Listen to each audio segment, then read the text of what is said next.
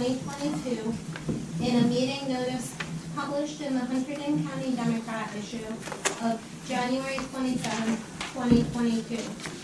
A copy of the agenda for this meeting was posted to the township website, posted on the bulletin board, and filed in the clerk's office on January 9th, 2023. Mr. Tim Lilly, Here.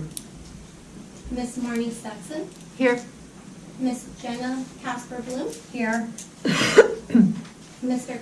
Jamal Kadri, Mr. Dante DePira, Here. Miss Natalie Nelson, here, Mr. John Saramba, Here. Mr. Al Nardi, Here. Mr. Mike Mills, Here. Miss Emily Deadweiler, Here. Miss Brione Perrone, here, Mr. Richard Catenacci, and Miss Elena Gable. Here. The mayor, Jenna Casper Bloom, and committeeman Dante DePiro, as well as Jamal Kadri, have all made their oaths of office. Ms. Maziares, could you kindly swear in our new planning board members, Brianna Pirone and Emily Deadweiler? Okay, very good. Would you like to come here, or would you like me to come to you? We're two or what? Miss Deadweiler, I thought that. Emily did it too. Did she sign it? But Kristen, it seems to be the record should reflect that Al already signed this. Yeah. Yes. Here you go. At the same time, raise the right hand, right? Raise your right hand and repeat after me. I, and please state your name. I, Emily Deadweiler. I, Brianna Perrone. Do solemnly swear. Do solemnly swear. That I will support the Constitution of the United States. That I will support the Constitution of the United States. And the Constitution of the State of New Jersey. And the Constitution of the State of New Jersey. That I will bear true faith. That I will bear true faith. And allegiance to the same. And allegiance to the same. And to the governments. And to the governments. Established in the United States. Established in the United States. And in this state. And in this state. Under the authority of the people. Under the authority of the people. And that I will faithfully. And that I will faithfully, impartially, and justly, perform all the duties, of the office of a member of the planning board, according to the best of my ability, so help me God. Thank you. Congratulations. Thank you.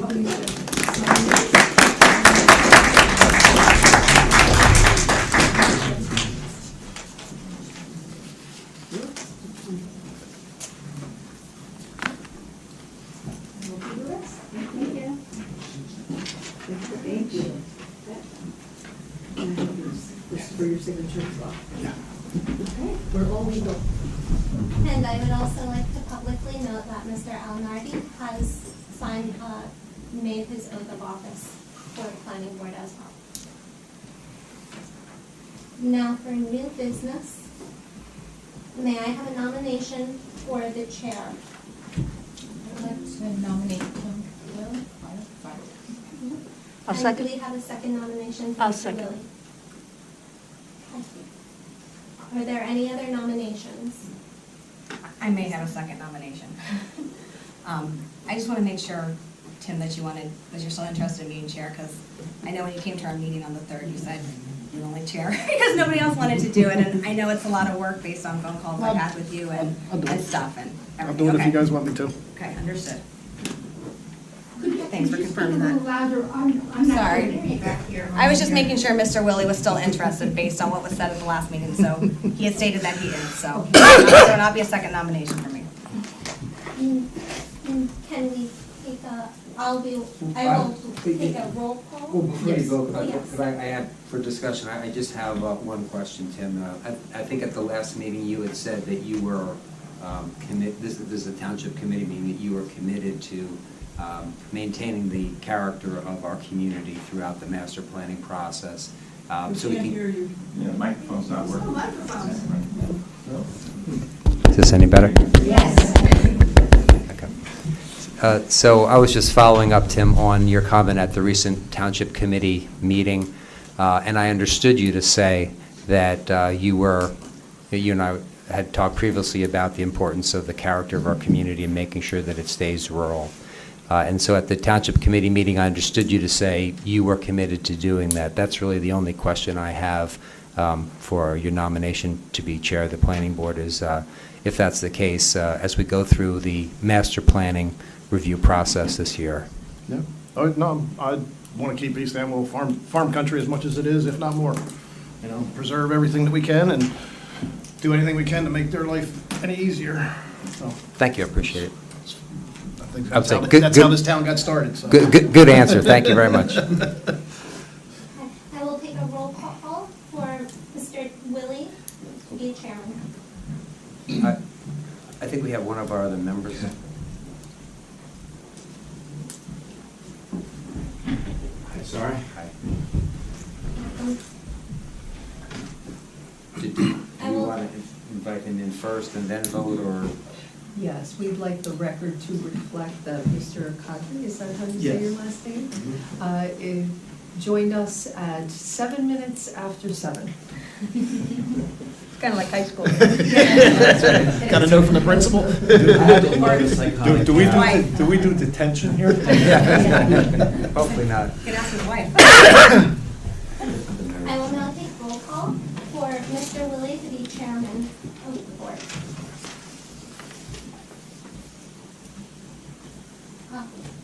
Ms. Casper Bloom, Yes. Mr. Kadri. Sorry?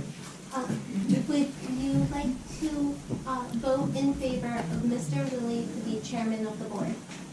So he's been nominated, we have seconded, and we're preparing to vote. That's our catch-up. Welcome to the board. Mr. DePiero, Yes. Ms. Nelson, Yes. Mr. Saramba, Yes. Mr. Nardi, Yes. Mr. Mills, Yes. Mr. Willie, Yes.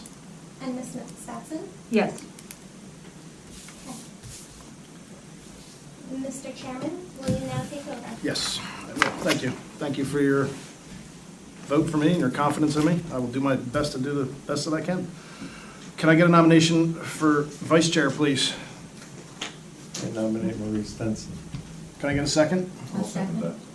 Roll call. Thought you were going to get off, huh?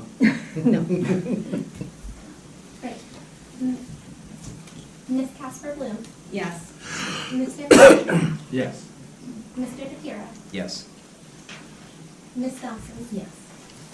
Mr. Saramba, Yes. Mr. Nardi, Yes. Mr. Mills, Yes. Mr. Willie, Yes. and Ms. Yes. Stetson.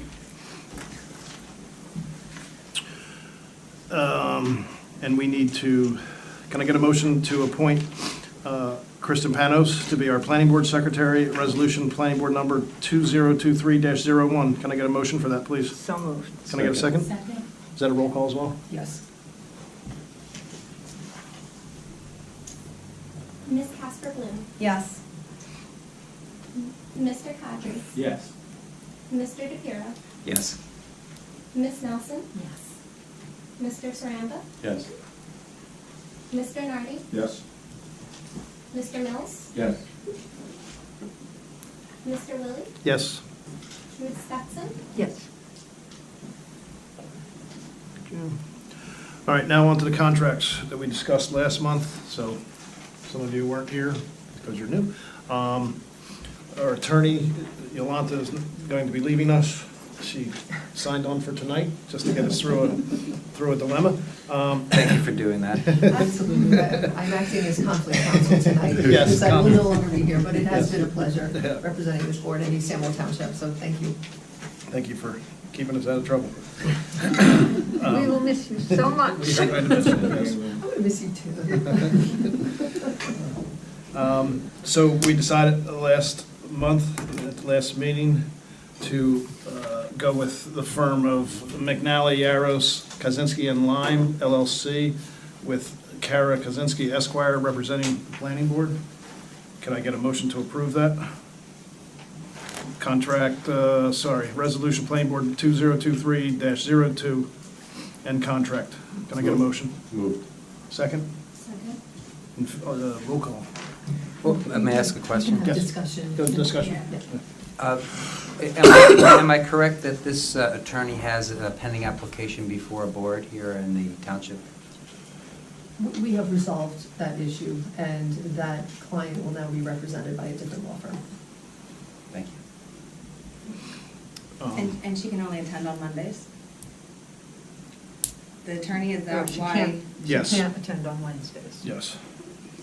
Oh, she could only do Yeah, it so for we're going to that be Wednesday. moving the planning board to the third Monday of the month, so that we follow the township committee.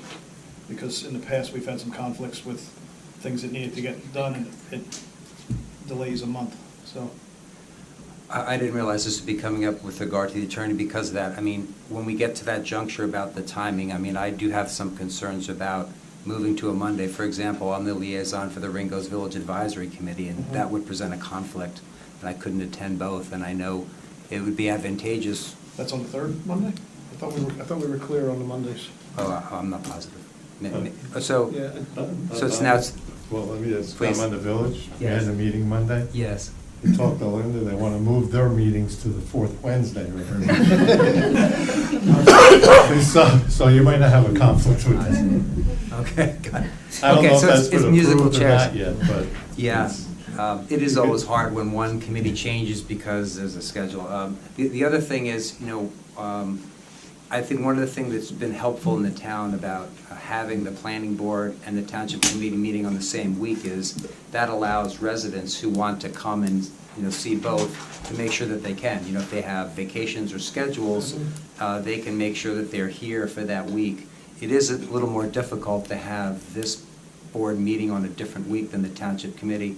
And I know, also say for township committee members, it's more difficult because, again, if you have business meetings or vacations, if you have a whole week, the whole second week and the whole third week now that you can't do it, plus if the advisory committee of Ringo's is another week, it makes it difficult for residents and for township committee folks. So maybe one thing to consider is whether we can keep, if we do have to move to Monday, if we could keep a Monday meeting for the planning board the second week, and also have the township committee meeting the Thursday of the second week, at least for residents and township committee members, we can ensure that those important meetings are met. So that'd be my suggestion anyway.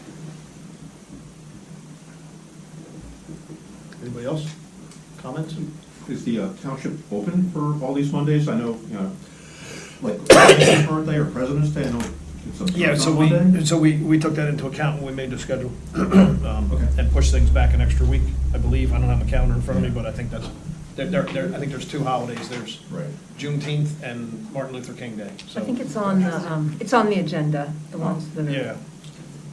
Oh, but it doesn't tell you, It doesn't. right? Yeah, it does, Okay. but no, If you took it into yeah, no, account. those were the two Monday holidays that we had a conflict with, and yeah, that's kind of how we set it up. I just want to say, the main impetus for the moving was sometimes the township would send something to the planning board to review, and then if it was 3 weeks, that could pose a problem.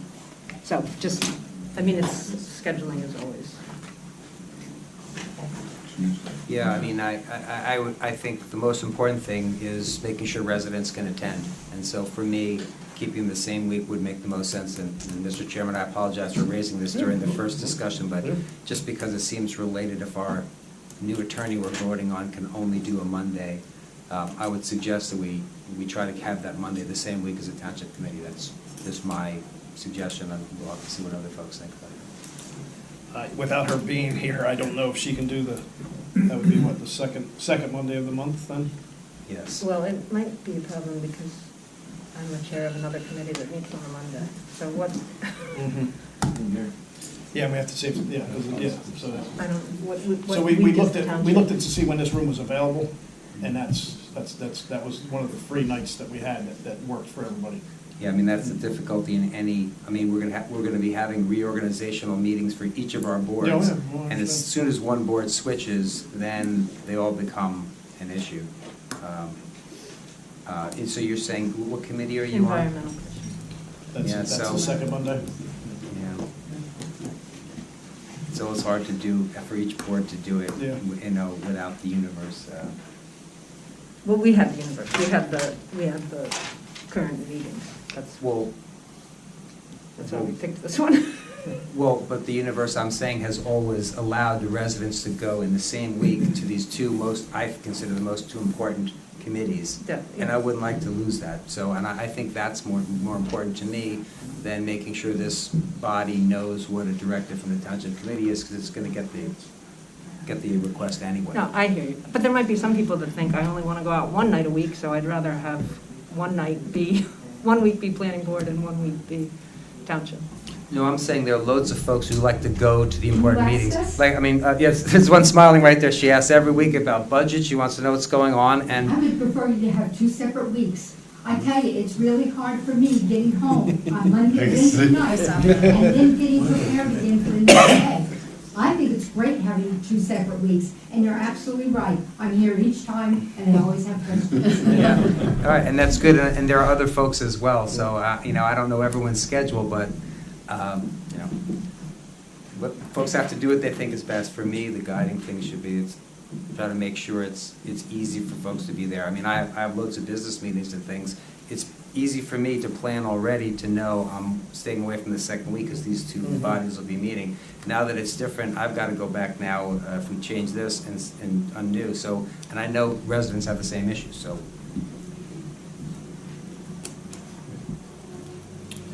Well, the problem with Kara is I'm not, you know, without her being here, we don't know what her flexibility is. Well, I haven't talked to Elena to see what her flexibility is, and we don't even know who we're gonna have for an engineer right at the moment, so. right. You know, now we've got a bunch of questions unanswered, and we need to answer them because we've got a lot to accomplish in the next. Well, maybe we proceed on the individuals, and then if we have to bounce the scheduling piece to the next time, we then could talk with all the folks once they're engaged. I don't know, I'm just tossing out Well, ideas. we have to set a schedule now of meeting dates, otherwise we're going to be advertising every single one. It's going to be a special meeting, so we need to Well, have, yeah, what's our window to do a yearly?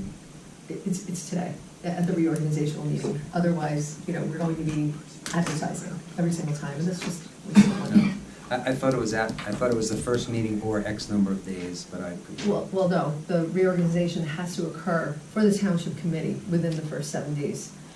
In the township committee form of government, this is the planning board. But in the planning board reorganization, the planning board has to establish its schedule of meeting dates at its first meeting. Otherwise, we're going to be subject to notice requirements if we want to meet. So, and it's just, you know, the notice requirements aren't as robust as putting together a yearly meeting schedule, so people may not know when those special meetings are coming if they're not announced at public meetings and if they don't have a schedule on the website. It's just easier that way for the public and for the members of the board. Is there legal authority to change a yearly schedule after the first meeting? You have to come back, you have to do another resolution, you have to publish it the way that we would publish Oh, okay. this one. So, you know, you can change your schedule. Okay. Well, then, If you need then that to. can allow us to do our best today, and if we need to revisit, so that's good. You can revisit it, you can change it, you'll have to pass, you have to redo the It's a resolution. regular process, right? Yeah, then you have Okay. to follow the process, yeah. All right, thank you. Helpful to know. Any other comments? I mean, how are Mondays for our new members of the planning board? I don't know, if our new alternates and. Third Monday of the month. Right. It's fine with me. Yeah, I mean, the 21st is a Tuesday of February, Yes. so that's fine and dandy, because I'm sure most townships are off on the 20th. It's the 2 Tuesdays are the President's, you know, the Tuesday after President's Day, and then the June 20th, 19th, June June 20th is June Tuesday. 19th is a holiday. Yeah, I mean. And that's it, right? That's it for the year. That's my concern with the Mondays too, and I'm sure you've thought about it, how they fall on potential holidays, Yeah, long there's weekends and two. stuff. And I agree with you, it's hard to make a decision without her being here. Mm-hmm. And I don't know if there's any issues with responsiveness with that too, from her or not. Well, we discussed it with her, you know, before, you know, to discuss, I mean, we had that discussion with her before last month, and she can't do second Wednesday.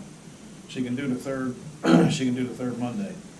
And I, you know, at the time, I checked with Elena, and she was good with it, and Bill was good with it, but that doesn't matter anymore. So, but that's kind of why, that's kind of how we arrived at that destination.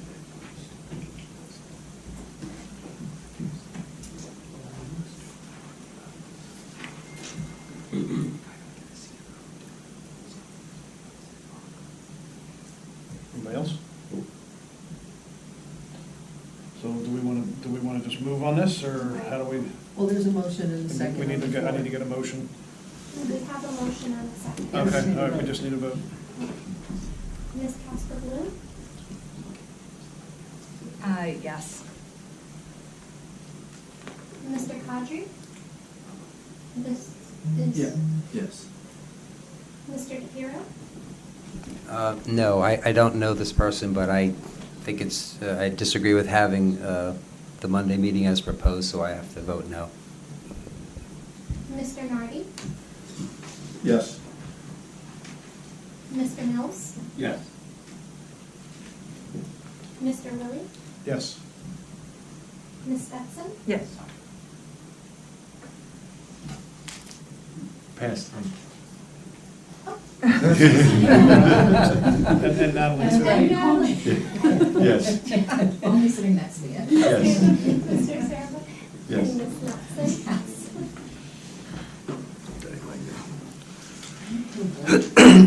Excuse me, next contract.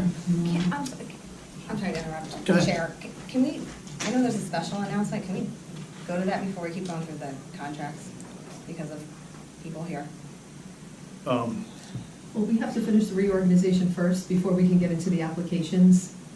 And that's, Okay, that's a part of the regular meeting with the applications. Okay. And- Well, is the selection of professionals necessary to keep them waiting though? If we have to, I understand, but I'm saying the reorganization part of, you know, instituting the chair, the vice, and the secretary, I understand, but to make folks wait if we don't have to, I'd rather not make them wait, but it's just a. Well, generally, we like to finish the reorg first, and then we move on to the regular meeting. I mean, if the board is amenable to going out of order, I would say let's just finish the reorganizational portion, but I don't know how much longer we have, how many. We don't have much longer. We only got the planner and motion to approve Robert's rules and the meeting schedule. Well, we have engineer and traffic engineer. We don't have an engineer, No. so we don't have the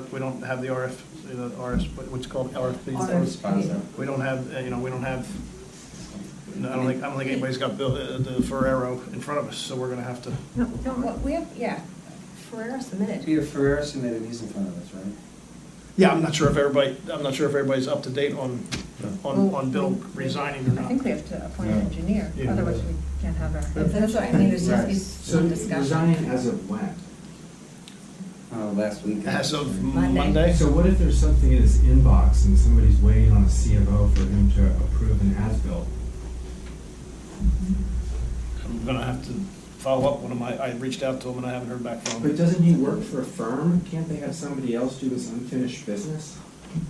We don't know if he has any unfinished business. I know he has unfinished business. He has to be appointed by the township, because that's township business. And his contract ended on December 31st, I understand. He's a yearly contract employee, so unless he was doing some other type of work. But my understanding is he was the engineer. Professionals are generally appointed for the year, from January 1 to December 31st. His contract ended on December 31st, and then he would have been reappointed at the township committee's reorganizational meeting in order for him to be able to continue. So, I think he's speaking from personal experience.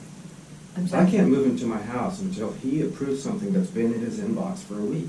Understood, yes, but he also had to have been appointed, or at least it had to have been identified to him that he is a holdover, so that he is still working here. I don't really know how that Well, let me say, happened. let me say perhaps the solution here, moving forward, to address this is, I mean, if we can approve an engineer today, because we do have Ferriero's recommendation and have a submitted response RFP, we could do that today, and therefore that person could deal with every application that's pending, right? So we don't have to wait till the next But meeting. you're waiting, I'm sorry, you're waiting for a CO from him? Yeah. You see, that doesn't have anything to do with the planning board. The Right. CO, that has to do with you guys. Nothing to do But the with it. thing is, we That has to do He's with- we staying don't on have for, an. he's staying on for stuff with us. As Well, the then he should be, township, then he should be he's taken finishing care up of, then he stuff. should be taken care of. Right, That so has nothing to do with If the he's planning staying board. on as Yeah. township This is not a engineer, he planning should be board matter? finishing that. No, CO's not a Right. planning board He matter, should- that's But construction, that has that's you nothing to guys. do with the planning board. You're welcome. Yeah, that's construction, you're gonna have to. No, the planning board, he has declined to be appointed as the planning board engineer. So that's it. His contract ended on December 31st with this body, with the planning board. So since we have a lot of discussion about the professionals, I'd make a motion to go off the agenda to explain the next application. And I Since second that. Yolanda, does that put us in any kind of legal jeopardy? No, it doesn't. Okay. It's just, yeah, It's because. just a courtesy to folks, so they don't wait, so it's If- not a legal. Okay, so I'm gonna I explain just what wanna this make sure. is. We simply That's what have you an said. applicant waiting to be carried to another date. It's a ministerial task that the board is going to now take upon themselves. So we don't need to complete reorg just to do that ministerial task. And this is for Region 9. And Mr. Lanza is here. Yolanda, before we move to that, as I understand, this is a Class D application, Yes. so I think we need to recuse ourselves, so even on the procedural aspect, I'd recommend that we step out. Yes. Maybe Yes. Would you let us know when? Of course. Thanks so much. Of course. Sorry, I wasn't, the board. That's, go right over my head, don't they? I got no problem with that. That's why we have attorneys. Good evening, Mr. Chairman, members of the board. Thank you for the courtesy allowing me to go at this time. My name is John Lanza. As you know, I have the privilege of representing the UAW Union Urban Renewal Housing Corporation of Region 9, as it's known. During the course of several hearings, many issues have come up. Sometimes our professionals have been done testifying, but more issues came up, and we have scheduled for tonight, I think, 3 or more of our professionals to come back to respond to recent questions or questions that occurred either with the public or with the board the last time we were here. In due course and out of usual procedure, the people that were supposed to go last time are first this time, and we're second, and we're not going to finish if we go second. Based on that, I'm requesting a continuance, potentially a special meeting, maybe on January 30th or January 31st. And also, if it's necessary for any more of our agreements to extensions, I'm here to do that also if that's required. I think, Mr. Lanza, that you granted us an extension until the end of January at the last hearing, and I do believe that I have that in writing. However, I'd like to have you reiterate that on the record. Would you be willing to give us an extension to the middle of February at this point? Yes. Thank you. Thank you. And if you could please just send something in writing to that effect to Yes. Ms. Panos. Yes. Thank you.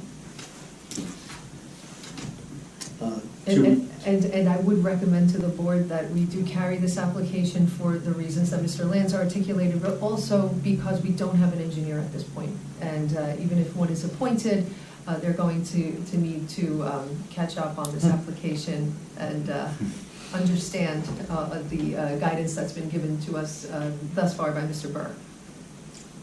Is we're in a position to schedule a special meeting at this time? I don't think it has to be special at this point, because we haven't even gotten to the point where we're adopting a resolution with meeting dates, so we can just amend that and add that as a regular meeting date. Okay. Anything else from us? Just, do we need to get approval on it? Yes, Can I- we need a motion and a second. Can I get a motion to? I move that we have. And but we have to choose a date as well if we're carrying an application. So is it the 30th or the 31st that the board members are I thought you available? said middle of February. No. You can make it a special meeting, just put it as a regular. As a rather regular than meeting, special no. What we meeting. were talking about, the middle of February, is not a meeting. It is, the board has to act by a certain date, and the applicant gave us an extension to act until the end of January, and I just requested that the applicant give us an extension to the middle of February in the event that it's not completed in January. We have a couple of extra weeks in case the board then has to schedule another special meeting for this Yes. application. On the 30th, I can. 31st? 31st. Gives the new engineers some time to catch up on all the, Yeah, Exactly. watch all that fun video. and Yes, They know. all of the, hours. it's a lot of video, yes. So the 31st, is everyone available on the 31st? Is that okay? And what date is that? What day is that? Tuesday. Tuesday, the 31st, I'm good with okay.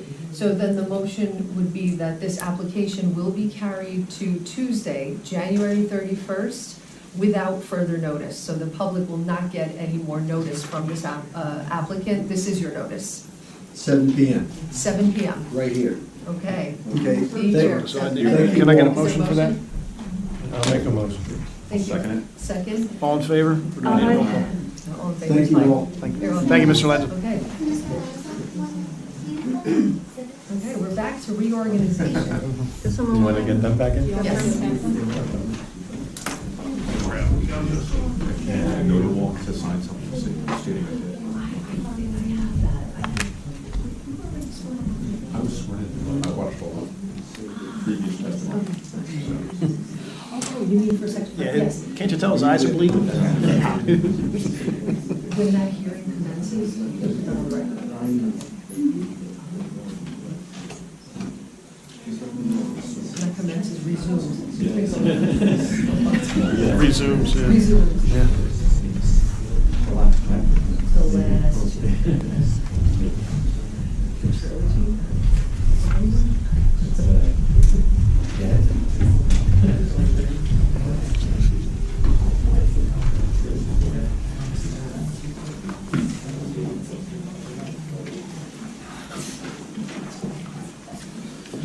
All right, so we're gonna go back to reorg talk? Okay. Yeah, thank you for doing that. Yes, we're on to the planner. We're on to the planner. Wait, I'm sorry, did we finalize the engineer?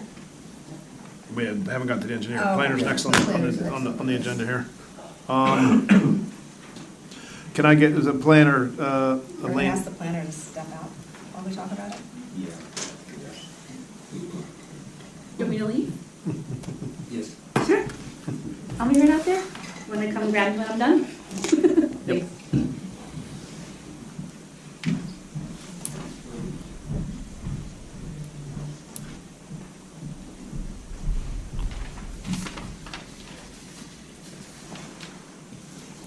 Can I get a motion for the planner, Elena Gable, professional planner, resolution planning board number 2023-03 and contract? Can I get a motion in a second? So moved. Second. Discussion? Yeah, at least I'd like to let folks know, I'd like to make a motion as well to retain Collier's engineering as a planner.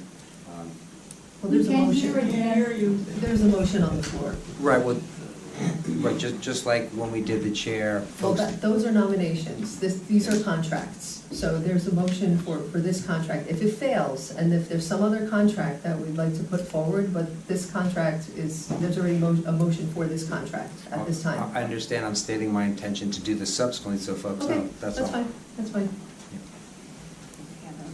Just so that, can we have a discussion before we vote? Yes, Yeah. certainly. So, just so, I mean, I believe the planning board is aware, we had another submission from planner, from Collier's Engineering, Daniel Block. So, I mean, I know you guys had already discussed this at a December meeting, but you have new members on the planning board now. Mhm. So I don't know, and like I said, anyway. So I just want to explain that, we're in the middle of this application. We've lost our engineer. We're going to have a brand-new attorney. Elena is the one professional that has been through here and is going to have some historical memory without having to go back. In addition to that, we went with Hire and Gruhl because we were really interested in farmland and farmland preservation, and they were one of the firms that were exceptional at that. And I think that one thing we all agree on is that preserving farms is super important to us. And so I'm a little nervous why we would want to abandon that trajectory. Well, for me, what's very important to me is that we have a land use element for our entire town that's going to protect our rural character. And one of the things that I was disappointed in is that this planner, worked on a land use element for the village, which in my opinion leaves us open to too much development. And so for me, we're not only this year have to look at what we're doing in Ringo's, but we have to look at what we're doing in the entire town. And our town is really important. It has lots of natural resources that need protection. It has farms that need protection. It has areas that are not preserved that need protection. And I want to make sure that we hire a firm that is going to be more likely to do an excellent land use inventory that protects the land and most importantly protects the character of our community, because I found that lacking in the work product that turned out to be adopted as the land use element for Ringo's Village. So in my opinion, it would be important for us to change horses on the issue of the master plan. Now, Marty, to your point about that this firm was involved in the other application for affordable housing. I'm not going to be involved in that, but I've got no objection with a planner continue on that application so that you don't lose momentum. But for me, the critical aspect is this is a very special town. This town is at risk because we don't have development where lots of towns around us do. And if we don't do our land use element correct in our review of the master plan this year, we are vulnerable. And so Collier's, I was very happy that they submitted an application because it's an outstanding firm.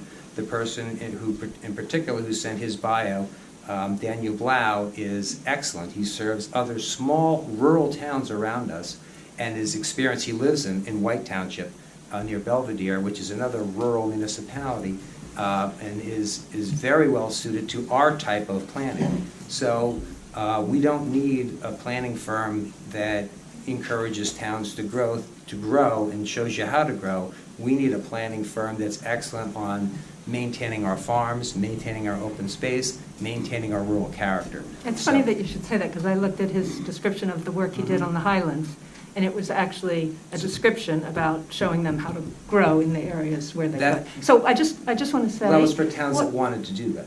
He's also excellent on sustainability and on rural, so I just want to that say too. that the planning board did the land use element, and I know you have strong feelings and we'll have a lot of chance to talk about it. But Elena didn't write it. Like, we wrote it. So, sort of like getting rid of Elena is not solving that underlying problem. She took direction from us, so. Well, that's helpful to know, but I have nothing personal against Elena. I know you. I know you. Right? So when you say, Elena didn't do it, I'm not saying Elena did it. What I'm saying is we need a firm that's able to back our rural character, because that is the quintessential East Amwell thing, and that's the thing. Once you lose that, your town can never recover that. Once you have the first strip mall, once you have the first multi-story. Right, and that's not in the land use element, to be clear. You and I have talked about this, and I disagree. And I think there are vulnerabilities in that land use element for Ringo's, and you're right. And there may be, but not strip We can have a malls. discussion. But my point is, we can have this discussion going forward, but we need professionals who are able to help us with an aspect of looking at keeping it rural, so that when we have our discussion, we're backed by professionals who can help us with that. Okay. So for me, I'm sorry, I was trying to respond to your point. So this is why, for me, this is an important issue. So I understand that, and I think it's a much larger issue that's going to take a lot more time. But I just want to be clear that for me, a lot of what rural means is protecting farmland, and that's why we went with hiring rules. So I don't want to lose sight of that. Well, if that's your issue, I would say the Collier firm is not one that's is against farmland or farmland protection. To the contrary, so you don't lose that. What I'm saying is, that's not a reason to reject a firm that I think would do a better job on helping us revitalize Ringo's without inviting development. Anybody else? Comments? I'm disagreeing with Marie, because in sitting through all the meetings last year at Region 9 and everything that Elena did, bringing up points, hitting the applicants with questions, doing different things of getting the job done properly, and unfortunately following our lead in the land use, we can change the land use element. We can go back and relook at it, and Elena will be very capable about doing it. So I have no issues with keeping her. So everybody's confident Elena doesn't have issues with responsiveness or knowledge or anything like that? None whatsoever. In fact, I found her very professional. Anybody else? Okay. Roll call. Ms. Casper Bloom, No. Mr. Kadri, I mean, I don't really have a lot of background to vote one way or another. Can I be present? You're gonna sting? I'll abstain. Abstain. Mr. DePiero, I vote no, nothing against Elena, simply a matter of principle for retaining this firm, no. Ms. Nelson, Yes. Mr. Saranda, Yes. Mr. Nardi, Yeah, I'm going to abstain as well. I don't know, other than the YouTube videos or the other client. Ms. Stetson, Yes. Chairman Willie, Yes.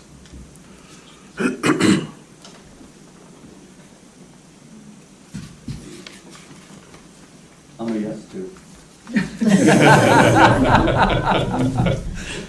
It seems to be this side of it. Rodney Dangerfield, show Right. time. Right. Yeah. Did someone get Elena? Apparently she's been reappointed. Thank you.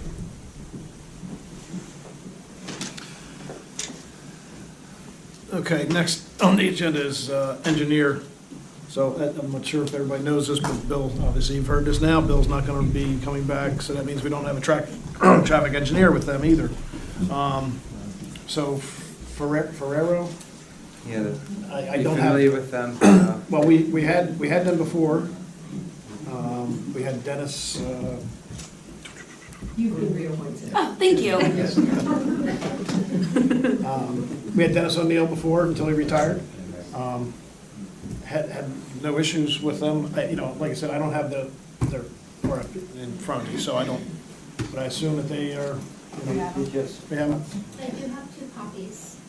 And it's on the drive, right? it's on the drive. Maybe at least give one to Tim. This board did RFPs, correct, for engineer? Yes, Okay, and this was one of the Yes. yes. This is the only one. submissions? Okay. Yeah, Is so it was the price Bill the and, same? Yeah. yeah, I think they were close in price. I think it was like $5 or $10 an hour. Did they, I'm not, without going through it, did they say who's gonna represent us? Yes. Did they? So it will either be Paul Ferrero, or Mark Katerynak. Okay. Jason Silverhorn's spoken with them already, because they're the township engineer. Yeah. Yeah, so they're already working with Jason on the various road contracts that are out there. And, Mhm. you know, they're a local outfit, and they do help well, as you Yep. say, they've done work here, and they actually have a certified traffic expert as well. Okay, they do, that was good. I didn't know if you guys knew that information or not. Yeah, right in the firm, so that Okay. could be helpful as well, so. You know, they're good guys, I think they're very good to deal with, they're local, so, I mean, I would move them. I just have a quick, as far as the township budget goes, will we be able to pay them to catch up? I mean, we have to pay anyone to catch up at this point, right? Right. Yeah. Because it's so, but I mean, their rates are competitive, so I think, you know, for anything that we do, they're as good as anybody else price-wise. Yeah, and as I stated before, Bill's staying on with the town to finish up things, so I was hopeful he might have stayed on here to finish up Region 9, but I understand, I know you reached out. I reached Tim, and out, stuff, haven't heard so back from him, I'm but- just saying, we did have it so they could finish up pending contracts and everything. Any more comments on Ferrero? Did we get a second? I didn't even put I it out the second. motion, I just wanted to have a discussion about it first because it was kind of new. Can I get a, go I ahead. was trying to make a motion, but yeah, if you're asking Can I get a now, motion, please? yes, I move that we accept the fund. Second? Second. Okay, roll call. Ms. Casper Bloom, Yes. Mr. Cadre, Yes. Mr. DePiero, Yes. Ms. Nelson, Yes. Mr. Saramba, Yes. Mr. Nardi, Yes. Mr. Mills, Yes. Chairman Lilly, Yes. and Ms. Benson. Yes.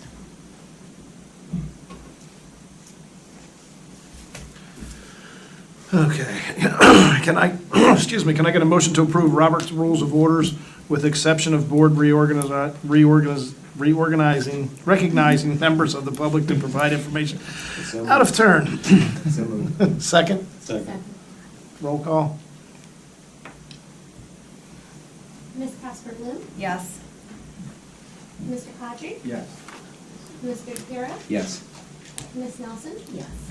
Mr. Saramba, Yes. Mr. Nardi, Yes.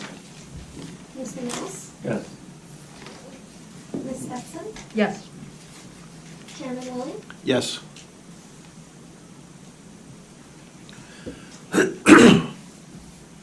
Next is the meeting schedule. It'll be the third Monday of each month at 7 PM with the exception of federal holidays. That's January 11th, 2023, February 21st, 2023, March 20th, 2023, April 17th, May 15th, June 20th, July 17th, August 21st, September 18th, October 16th, November 20th, December 18th, and January 16th of 2024 for the reorg meeting. And And Chairman, if you could amend that resolution to add January 31st to add January 31st as at a 7 o'clock. as a special, well, it's not a special meeting now, it's going to be added to the calendar of meetings, it'll become a meeting, and that is the meeting to which Region 9 has been carried. Can I get a motion? So will you send that out, that you have to include January 31st in there? Thank you. I'll make the motion. Can I get a second? Second. Roll call. Oh, one thing, the meeting, oh wait, never mind. You're good. I accidentally saw MLK Day was January 16th this year, but Yeah. not next year probably, so I didn't get that far on the calendar. It just caught my eye real quick, so, excuse me. No worries. Ms. Casper Bloom, I'm gonna vote yes right now, but with the caveat that I know we're gonna re-examine potentially a different date, because I think Mondays are hard for people. Mr. Cadre, Yes. Mr. DePiero,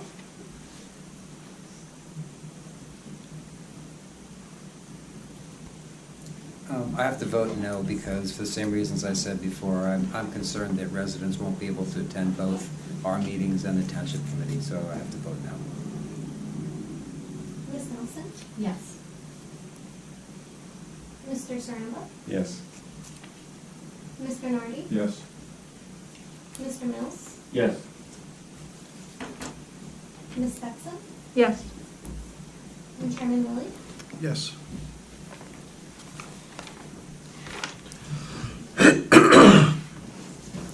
Review of the agenda, I think we've already done that. Can I get a motion to open to the public for items not on the agenda, please? So moved. Second? Second. All in favor? Aye. Opposed? We're open to the public for items not on the agenda. Francis?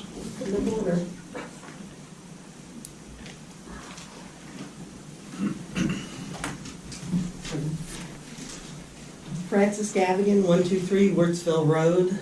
Since so many of you are new, or certainly younger, or haven't got the age in the creeks that I do, a little bit of a history lesson. The planning board moved to this Wednesday on a temporary basis 10, 15 years ago to accommodate Frank Banish because it was a conflict for him. And when that conflict eroded, it never moved back. So there is a fairly long history of the dates. I kept being a moving target. I know there was a lot of time and effort that was done to try to make sure that the planets could align for the members of the board, and all of that. Another piece of history, and John, you will remember this, is just like with planners and engineers and things like that, Ferrero Engineer has a history in this township of being the engineering firm for a solar field application at the Chris Stahl property, and actually had hired Dennis O'Neill away from his firm in Hopewell Engineering. And at the 11th hour, that application failed for all time because a seal on some plans that were done by Dennis became revealed, and then in December, it was going to have to carry to the next year, and there was a special program and all the pressure to do it that year, or else they couldn't get the free money from the government for the solar panels. That's also why they went and cut down 10 acres of mature trees without any permission. Only reason for saying this history is, whether it's Hopewell or whatever, engineers and professionals tend to do what you direct them to do, or to follow where you lead within the limits of the law. So just because someone you had before, unless if you're leading them in the direction that I believe you're all leading, to go back and to protect and to undo elements of the village and other master plan for the highway and stuff that I think you are, and that I had expressed objections to, but hadn't prevailed, God knows why. Anyway, I think you can get there with people, but with anything, you need to be alert and aware of conflicts, just like you somebody brought up the legal thing with the conflict for Yolanta. Sorry to see you going, hope you're staying at least through the 31st, because you got the history. But like anything else, there were often problems where you had the planning board on Wednesday, and Don and everybody would be scrambling because it had to be ready for Thursday night for the township committee. So there's actually an advantage to going back, 3 or 4 nights, Friday, Saturday, Sunday, and then to Monday with that third Monday as opposed to the second Monday. And that gives time for things to be done. End of the history lesson. That's it. The only one who knows more about this is Don. Well, Don's not here anymore, but David, the Honorable David, the farmer. No, being respectful. I'm not completely done, although my sugar's low. Anyway, and that's the rest of the story, to quote Paul Harvey. Thank you, Francis. Anybody else? Mr. Bond? David Bond, 325 County Road 579, Ringo.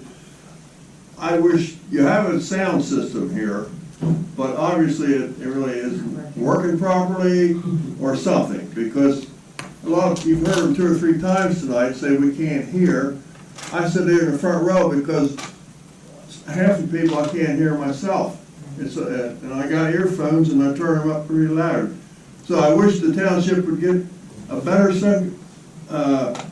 system, or at least each person get a microphone that so the public can hear. Most of the time, I understand but it's just like talking to each other up there. We have no clue as to what's going on. So that's my request. Thank you. Thank you. Thank you, Mr. Bond.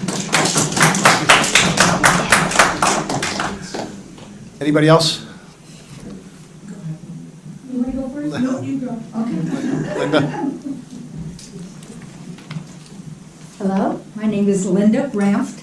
I'm from 148 Cider Mill Road, and I speak very loudly. I learned my lesson last time. I didn't have it written down what I wanted to talk to you about. I ran out of time and forgot things. So now I'm preparing a PowerPoint presentation for when I come in each time, so I get everything in that I want to discuss.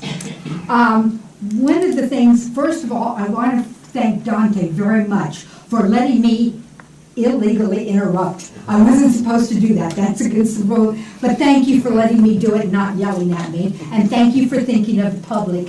And I'm sorry that I'm the public and I run it on 2 different weeks because I want some time to sleep in between. But anyway, thank you very much for thinking of us. I appreciate that.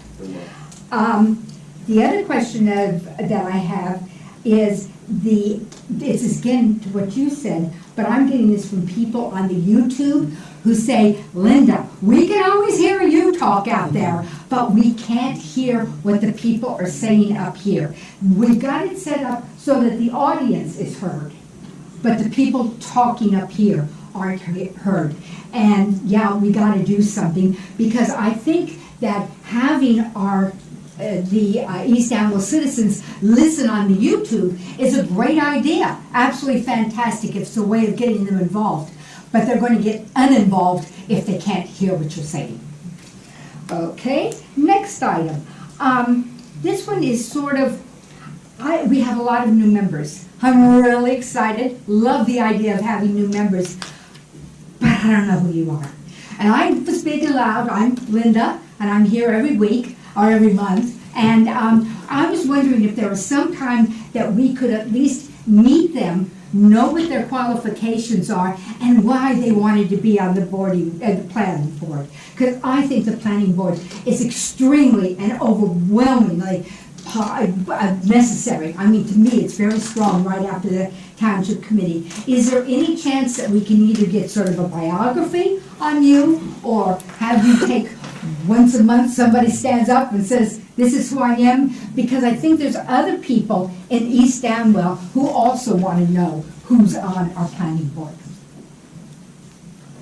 Am I going to get an answer, or is that just going to sit there and I'll follow up my senior letter to somebody? I don't, I didn't get applications for the new members, so I don't have any information on them, so.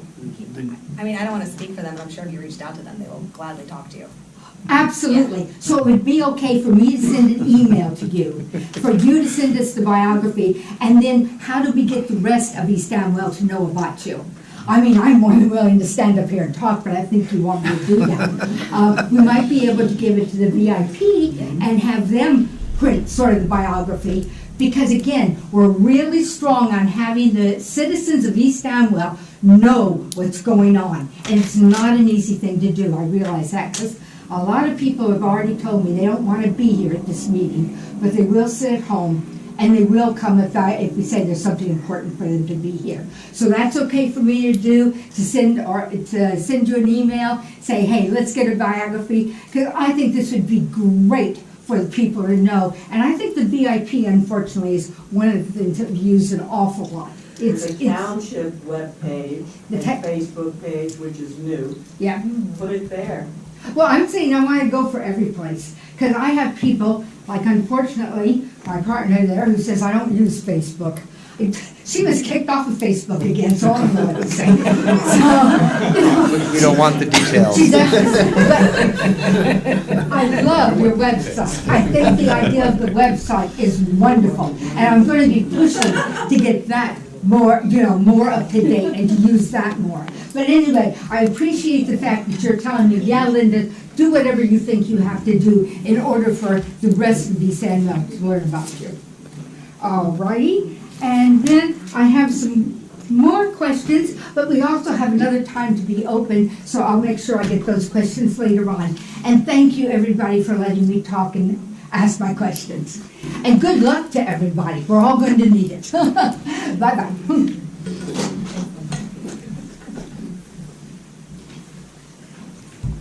Noel, 75 John Ringo Road, and I don't know if this is the right time that I'm supposed to ask questions, or is there another later on tonight? This is for items not on the agenda. Okay, here's a question. With building coming up within the area. Can you please come up to the microphone, please? I didn't catch your name. Noel Wiggins. 75 John Ringo Road. I would like to ask if people can start being made aware of what their rights are as to new development being built around them. They are not aware that objection letters can be written and signed. People that might live right next to the new development are not aware that they have an indemnity right. And I want to know why they aren't knowing these things, or if we can let them know when a new notice goes out for a building development that wants to be done, to let the person that is living right next to it know what some of their rights are, because they don't know. And that's a shame that they aren't being made aware of certain things that they are, I hate the word entitled to, but what they are entitled to. So for future development, if we could just let the community know what their rights are, what they're able to do. So can we put that on an agenda or something like that to be discussed? I'm not really sure what rights you're talking Okay, about. so The public has I- a right to come here, to be heard, to present a case, Right. to object to any application. But this board cannot tell the public what their rights are. So then who can they go to? An attorney. Okay. Because this board is like a judge. Mhm. This board judges applications. So Right. if you want to bring a case to a judge, you have to get your own lawyer. But the judge is not going to tell you, unless you're in municipal court, then they read you a whole bunch of things, but they're not going to tell you necessarily what your rights are. Okay. Well, I have an objection letter signed by a bunch of people, and I don't know who to email it to, so I made everybody a copy. If you want. Well, no, And right now, I don't know what you're objecting to, but if this Who do I has, email it? if this has something to do with an application, Mhm. this board cannot entertain, first of all, the applicant isn't here. The public has rights, but the applicant also has rights. And when the applicant brings their case before this judge right here, then the applicant has a right not only to have their case heard, but also to cross-examine any person who's objecting to their case. So you're bringing something that is an objection. That applicant has a right to question all of those people who are objecting and to find out what those objections are. And oftentimes, before a board like this, sometimes those objections can be worked out. Okay. So in the meantime, then, who do I ask to put it on the agenda? It is not put on an agenda. If any member of the public has an objection to any particular application, when that application is being heard, you have to come during that time. And when the time during that hearing is afforded to the public, you can come forward, be sworn and testify. And state your objection, state all of the facts that you know. You will be subject to cross-examination by the applicant's attorney and potentially professionals if you're bringing some sort of information. Perhaps the board might have questions for you. And you state your case on the record, and it becomes a part of the record. Okay. All right. Sounds good, I guess. All right. Thank you. Anybody else from the public for items not on the agenda? Ma'am, come forward, please. The name's Diane Harrington, and I don't really. Need your ma'am, need your address too, please, for the record. Oh, sure, it's 110 Boss Road. And Francis brought up a good point, and I just wanted to make mention of it as well. Were you speaking about, it was about the solar, I still remember it was the Crystal farm. Yeah, because we live behind it. Yeah. And so, yes, and so it just sparked my memory. So, are you speaking about the engineering company that was? Ferrero was with the applicant. Okay. And so, just as an FYI, because I guess a lot of you weren't around here then, but there was also, and of course you'll remember this, there was a conflict of interest. Someone on With the... Dennis, because Mhm. Dennis had done work on the application, and they submitted some plans with his seal and his license, and that boogered the whole thing up. Right, so it's an interesting, I think it's an interesting point that if you are not aware of that, I think it's something that you should all be aware of. Because if that's who you're planning on employing, I don't know, I just thought, since you didn't know, I think you should all know that, because the trees all came down long before it was approved.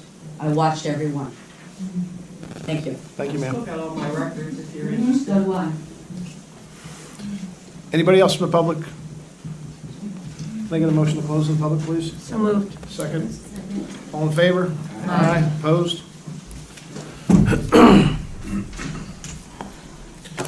Presentation of minutes. Can I get a motion to approve the December 14th, 2022 minutes? And we are still carrying till February the rest of these meeting minutes. Can I get a motion to approve, please? I move that we approve the December minutes and carry to February the prior minutes. I'll second. All in favor? Aye. Opposed? Abstaining. So, yeah, I think everyone who wasn't here has abstained. Yeah, that's fine. We have no resolutions. New business, Sapphire Equestrian LLC, 309 Wurtsville Road, Block 23, Lot 13.03. It's in the Amwell Valley Ag District. It's a use variance. They have to be... And for the record, Jen and I are going to recuse ourselves again. For the whole item. Bring them up. Stare at exercise. Stare at the glass.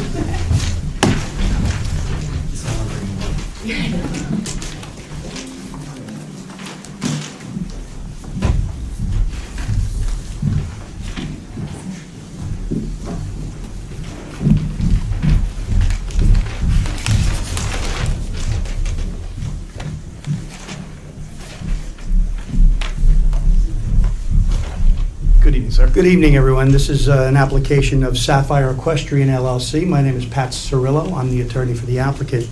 So this is a property on 309 Wurtsville Road. It borders Manners Road. It is Block 23, Lot 13, and also Lot 13.03. This is a horse farm. We're not planning on actually doing anything to increase the uses here. We're actually here to request that we be allowed to decommission 3 apartments that are on the property. When my client bought the property, there was a home with 3 attached apartments in use, and there were also 3 additional apartments on the farm.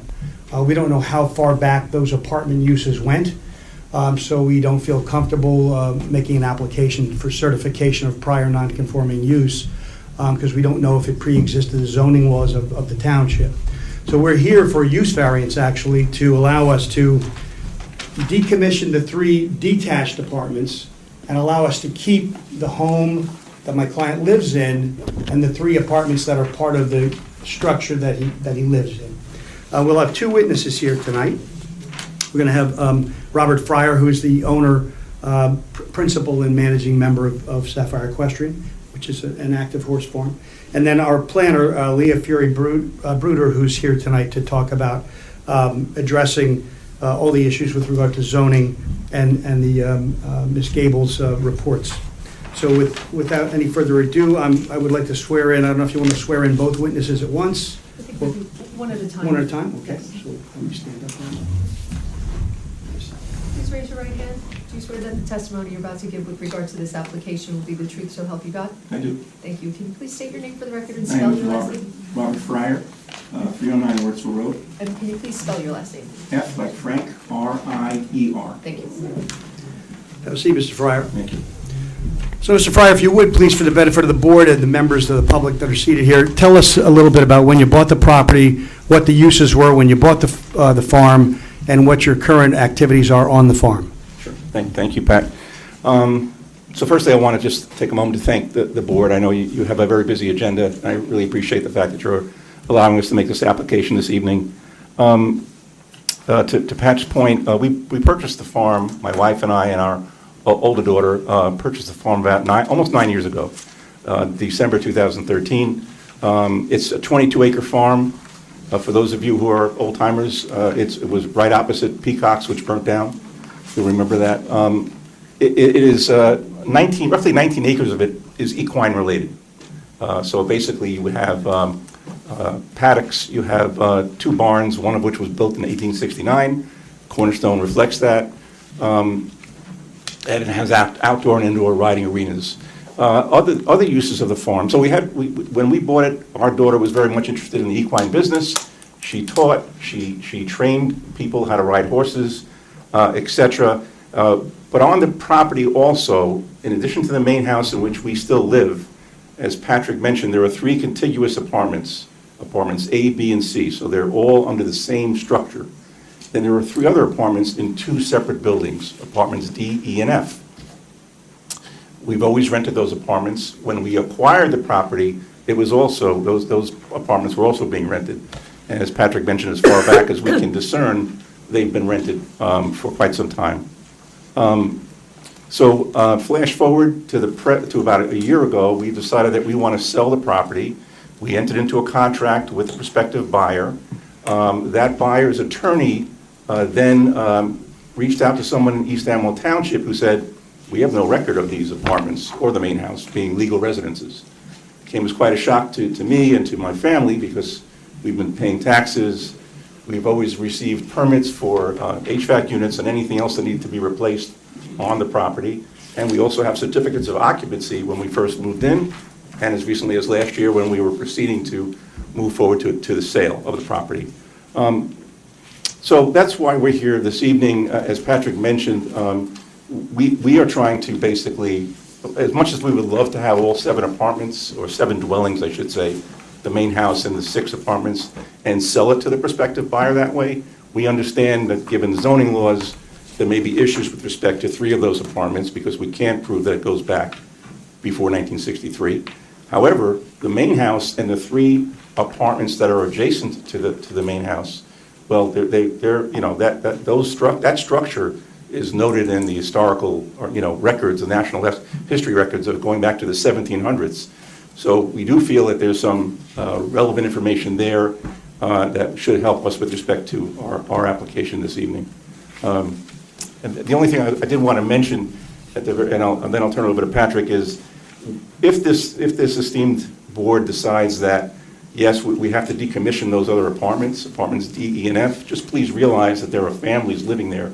And, you know, given the harsh economic realities of today, we would really appreciate your allowing them to have the maximum amount of time for them to relocate because of the difficulties these days in terms of getting a place to live. That's all. So you received no violation notices regarding these apartments, that's correct? No violation? No violation notices. Yeah. So this just came about as you were selling this horse farm, and the people you're selling to, they're also horse farmers? That's correct. The prospective buyer, the daughter of that family, just much like our daughter, is very much involved in the equine business and has boarders. We're leasing the facilities to her right now in terms of the equine part of the farm. So she has a very thriving business and does horse shows and the like. And in this application, we're not proposing anything new, correct? No lighting, no changes of any kind to structures other than decommissioning the actual 3 detached apartments, correct? That's correct. And with regard to those 3 apartments, is it your intent to at least keep the structures there for some other legal uses like tack rooms or office perhaps or something like that? That's right. We would not use them if we can't use them as residential units. We would simply use them as storage facilities for the equine part of the farm. That's all I have for Mr. Fryer. If you want to, board has any questions for him at this time? Anybody? Questions? Thank you very much. Thanks.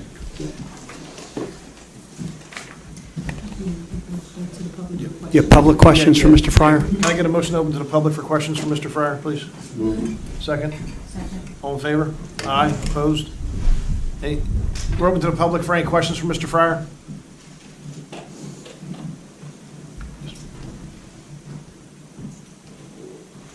Nancy Cunningham, 14 Wurtsville Road. I'm just curious as to why he is decommissioning his apartment. I think I can answer that as the attorney. When Mr. Fryer bought the property, he did not have knowledge that they were illegal uses. They're not permitted uses in the zone. And therefore, the intensity of those uses, we feel should be downgraded based on the existing septic system, which only permits 2,000 gallons or less of sewage capacity. And with those calculations, unfortunately, it means if we don't build a new septic system to cover those additional 3 apartments, we're limited to the 3 apartments that we have plus the house to meet the gallonage of under 2,000 gallons. That's our dilemma.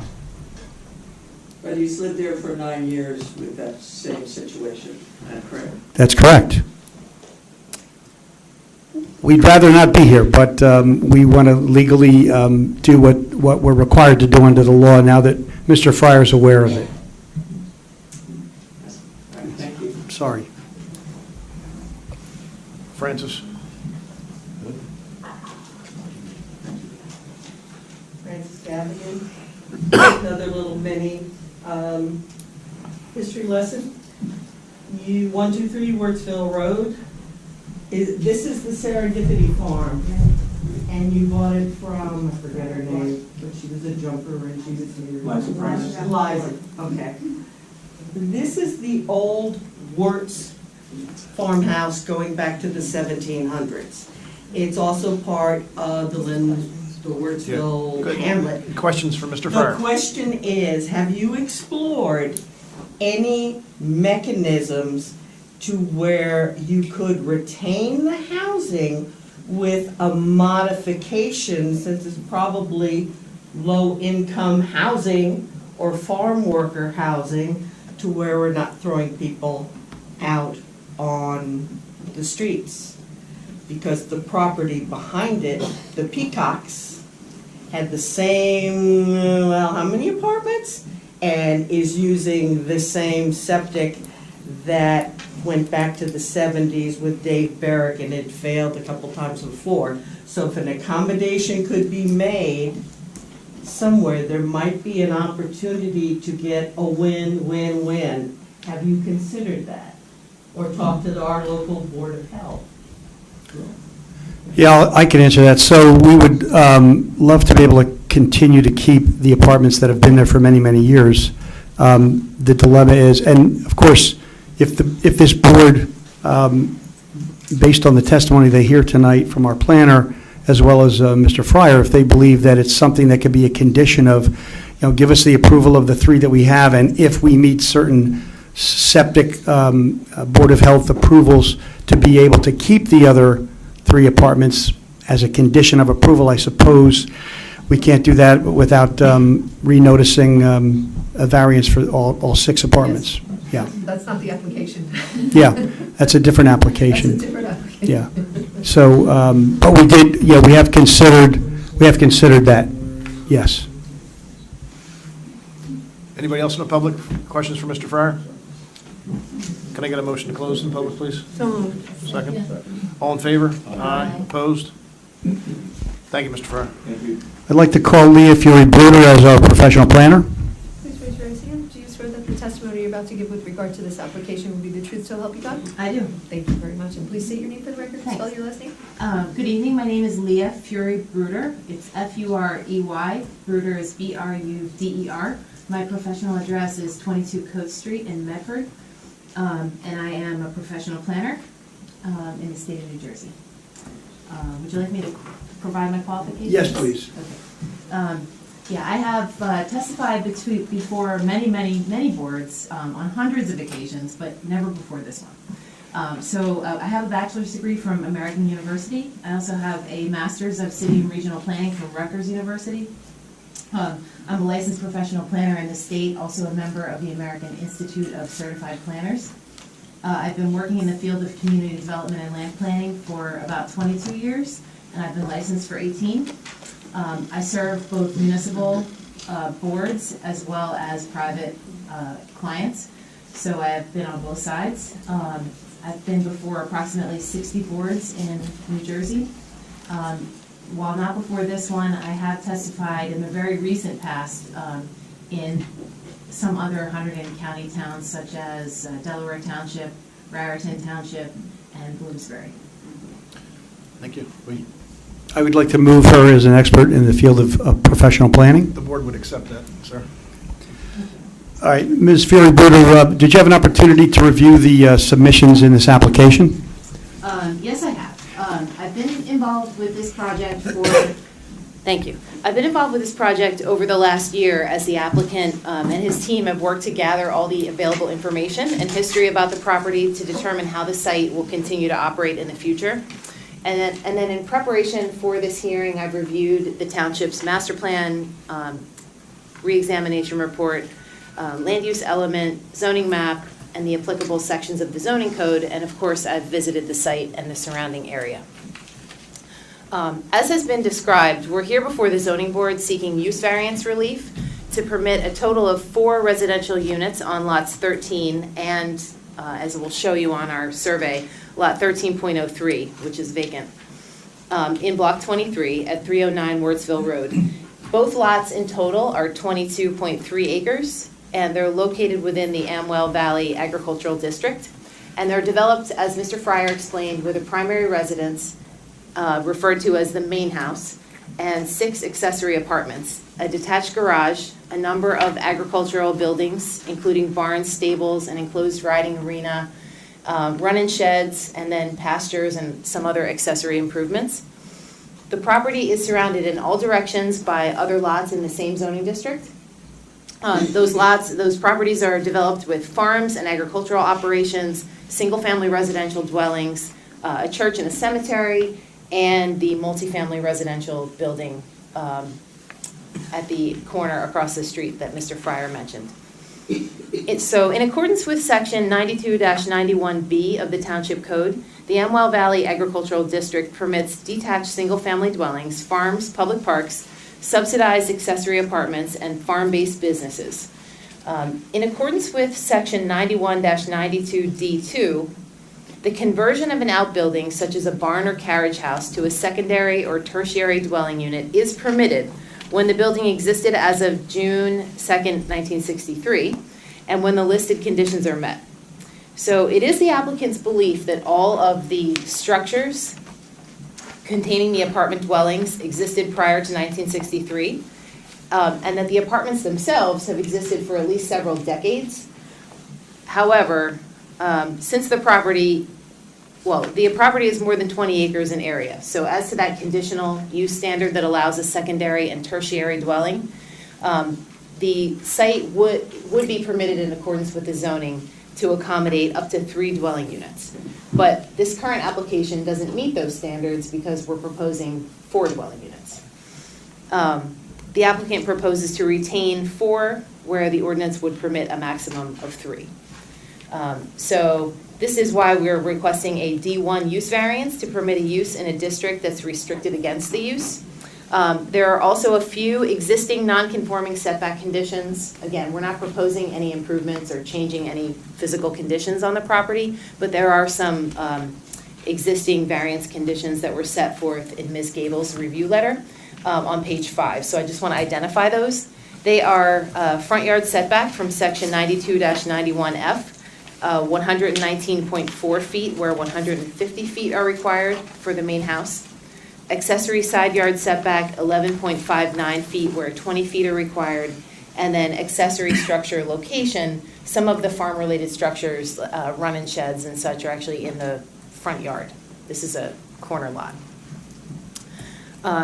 So for some background, as Mr. Fryer indicated, since he purchased the property in 2013, the primary residence has been occupied by the Fryer family.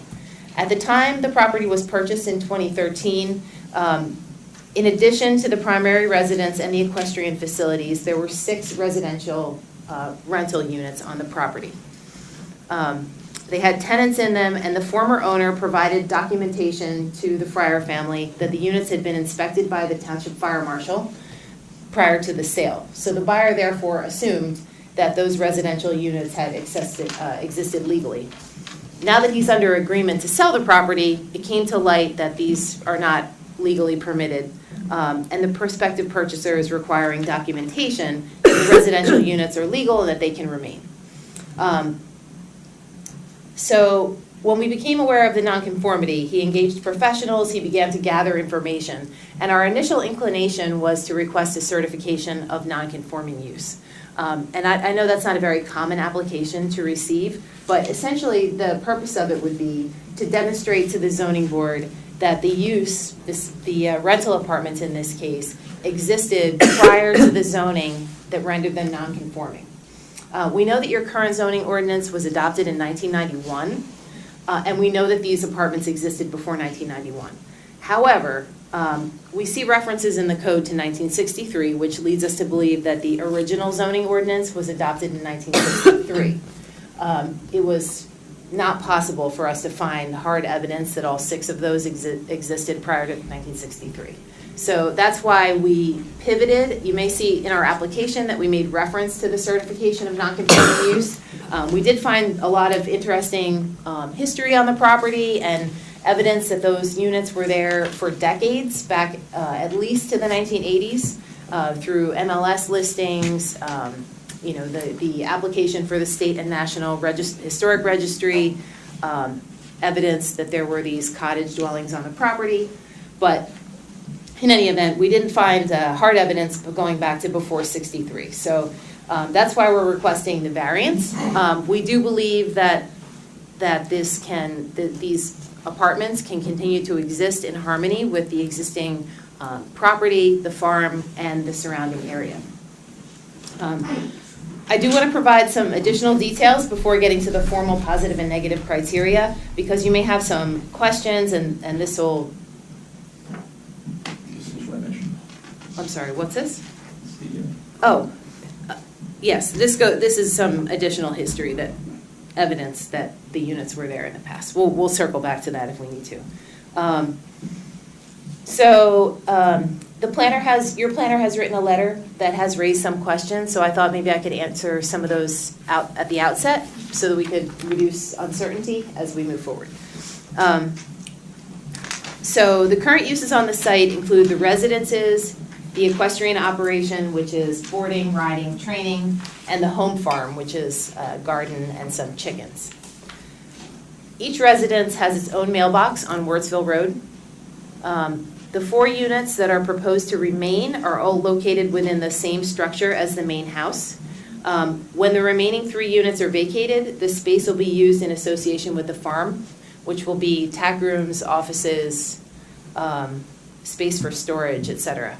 No changes are anticipated to the utility connections. Each residence currently does have a kitchen and a bathroom. The applicant proposes to remove the shower from the 3 units that will be vacated, but leave the toilet and the sink. There have been no issues with package delivery to the site, except for the issues that we all have. As to parking and circulation, parking on the site is adequate to satisfy the township code and the residential site improvement standards. Spaces are not specifically designated to the units. There's just sort of a shared harmonious relationship there.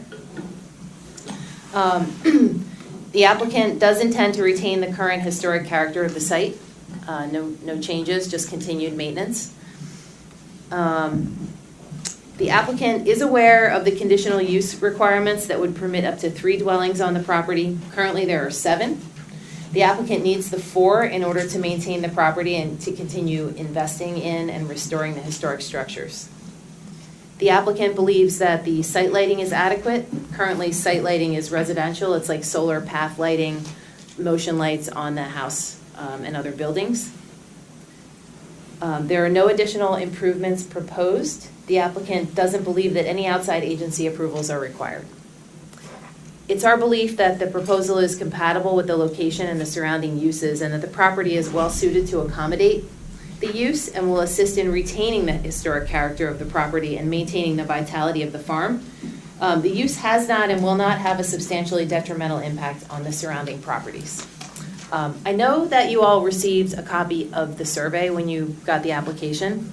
It's very busy with black lines, so I just took one of the survey and colored it so that it could help identify for the board where the actual apartments are.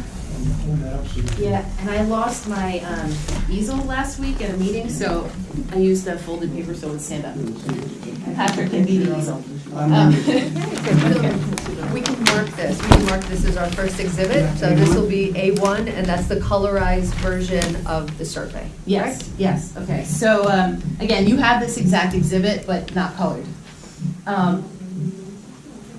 The survey shows the two lots that can make up the 22.3 acre property. Wurtsville Road is on the right side of the property, Manners Road is on the left. You can see the main driveway comes off of Wurtsville Road. There's a small bridge that crosses over the branch of the, I can't recall what the river is called, but you probably all know. The Shannock River. That's it. Thank you. The driveway comes into the property. The main house is on the left and is colored in yellow on this plan. That is the main house structure as well as the 3 apartments that the applicant proposes to retain. The orange structures that are further back, the first one has a cottage dwelling attached to a 4-car garage. That unit, all those buildings are proposed to remain, but the residences will be decommissioned. And then further back, there's another building colored in orange on the left of the driveway, and there are 2 additional rental units there at this time. They were formerly agricultural buildings, and they'll be returned to some agricultural support buildings. The other buildings are the indoor riding arena, the barn, and other agricultural supportive buildings like run-in sheds, for example. As for parking, you can see that there are 4 parking spaces in front of the main house, and then there are 4 parking spaces in front of the garage. So those 8 spaces together are adequate to serve the residences that are proposed to remain. And then like any large driveway, house with a large driveway, there are some informal places to park as well along the driveway, which are in fact occasionally used by the residences at this time. There are additional parking areas by the barn and the riding arena, which are used as part of the equestrian operation. Thanks, Patrick. I have one quick question about the middle building in orange in between the yellow and the top one. Yes. Okay. I know that's like garage bays. Are those garage bays used by the apartments, or are they just used by the principal owner? Yeah, they're not, I don't believe there's any vehicles in them. Which one are you, I'm sorry? In the garages. There's no vehicles in. No vehicles in them, but is the storage space used by the tenants? Yes. Okay. So each unit essentially gets a garage bay? No. No. Apartment D gets the garage bay, and New York, we also use the garage bay currently. Okay, currently. Also, in addition, I'm sorry to interrupt you, apartments E, there are always 5 that you have to use. Okay, with the proposed scheme of keeping, the 4 units essentially in the main building, is it intended that those garage bays will then be used for storage by those 4 units? Like 1 garage bay per unit? It's possible, as we mentioned before, it would be the storage for the tenants, possibly, for each one use as well. Okay. All right, thank you. So with that additional background and sort of some context, as you know, in considering an application for a D variance, the board has to consider the positive and the negative criteria.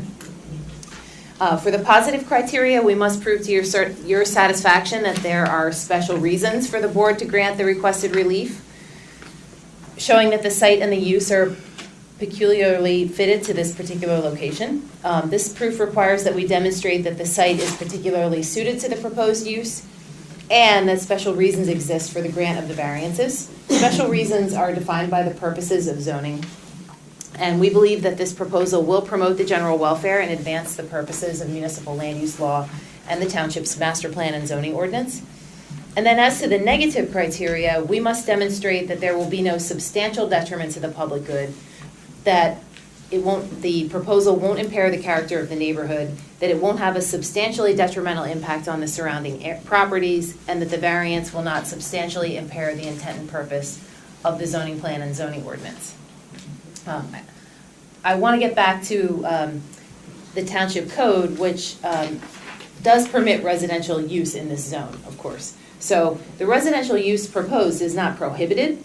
So we don't believe that the more stringent Medici standards related to special reasons apply to the site. Nonetheless, we have all the proofs that we think we can justify this application. But the township has already determined that residential dwellings are allowable in the district, but has imposed standards that limit the density in the district and the number of accessory dwellings. And after having visited the site and the surrounding area and reviewing as much history as we could locate, I've concluded in my professional opinion that notwithstanding the deviation from the zoning code standards, that this site is still capable of accommodating the proposal. The character of the site and the neighborhood will be preserved with the requested variance, and the proposal does meet several purposes of the municipal land use law and is generally consistent with the zoning ordinance, the purposes of the zone. The particular suitability of this site and for the proposed use has to do with the location of the property, the physical characteristics of the property, and how the location and characteristics relate to the Wardsville Historic District, and then also the township's vision for itself, overall vision for itself as a farming community. We believe that this proposed and existing use is paired with a property that's well suited to accommodate it. The accommodation of accessory dwelling units on working farms is historically common, and numerous outbuildings and barns are also common on working farms. So the presence of these structures in and of themselves doesn't disrupt or detract from the agricultural character of the site. The dwelling units have existed on this site and they've been accommodated by the site for decades. The application, again, didn't arise because of a complaint or a citation. It was initiated by the applicant in order to legitimize the operation. And so as to the special reasons, Municipal Land Use Law Section 2A encourages municipal action to guide the appropriate use or development of all lands in the state in a manner that will promote the public health, safety, and general welfare. This proposal does promote the general welfare by providing an appropriate use in a location that's suitable to the use. The grant of the D1 use variance will promote the general welfare by enabling efficient use of land and buildings in a suitable location that's compatible with other existing development in the area. Granting of the requested relief will also be responsive to the needs of a working farm and is a means to provide for some modest and attainable housing using the existing housing stock and without the need for new development. Then Section 2D, to ensure that the development of individual municipalities does not conflict with the development and general welfare of neighboring municipalities, the county, and the state as a whole. So big picture, the the site is in Planning Area 4 on the state plan map, which is the rural planning area.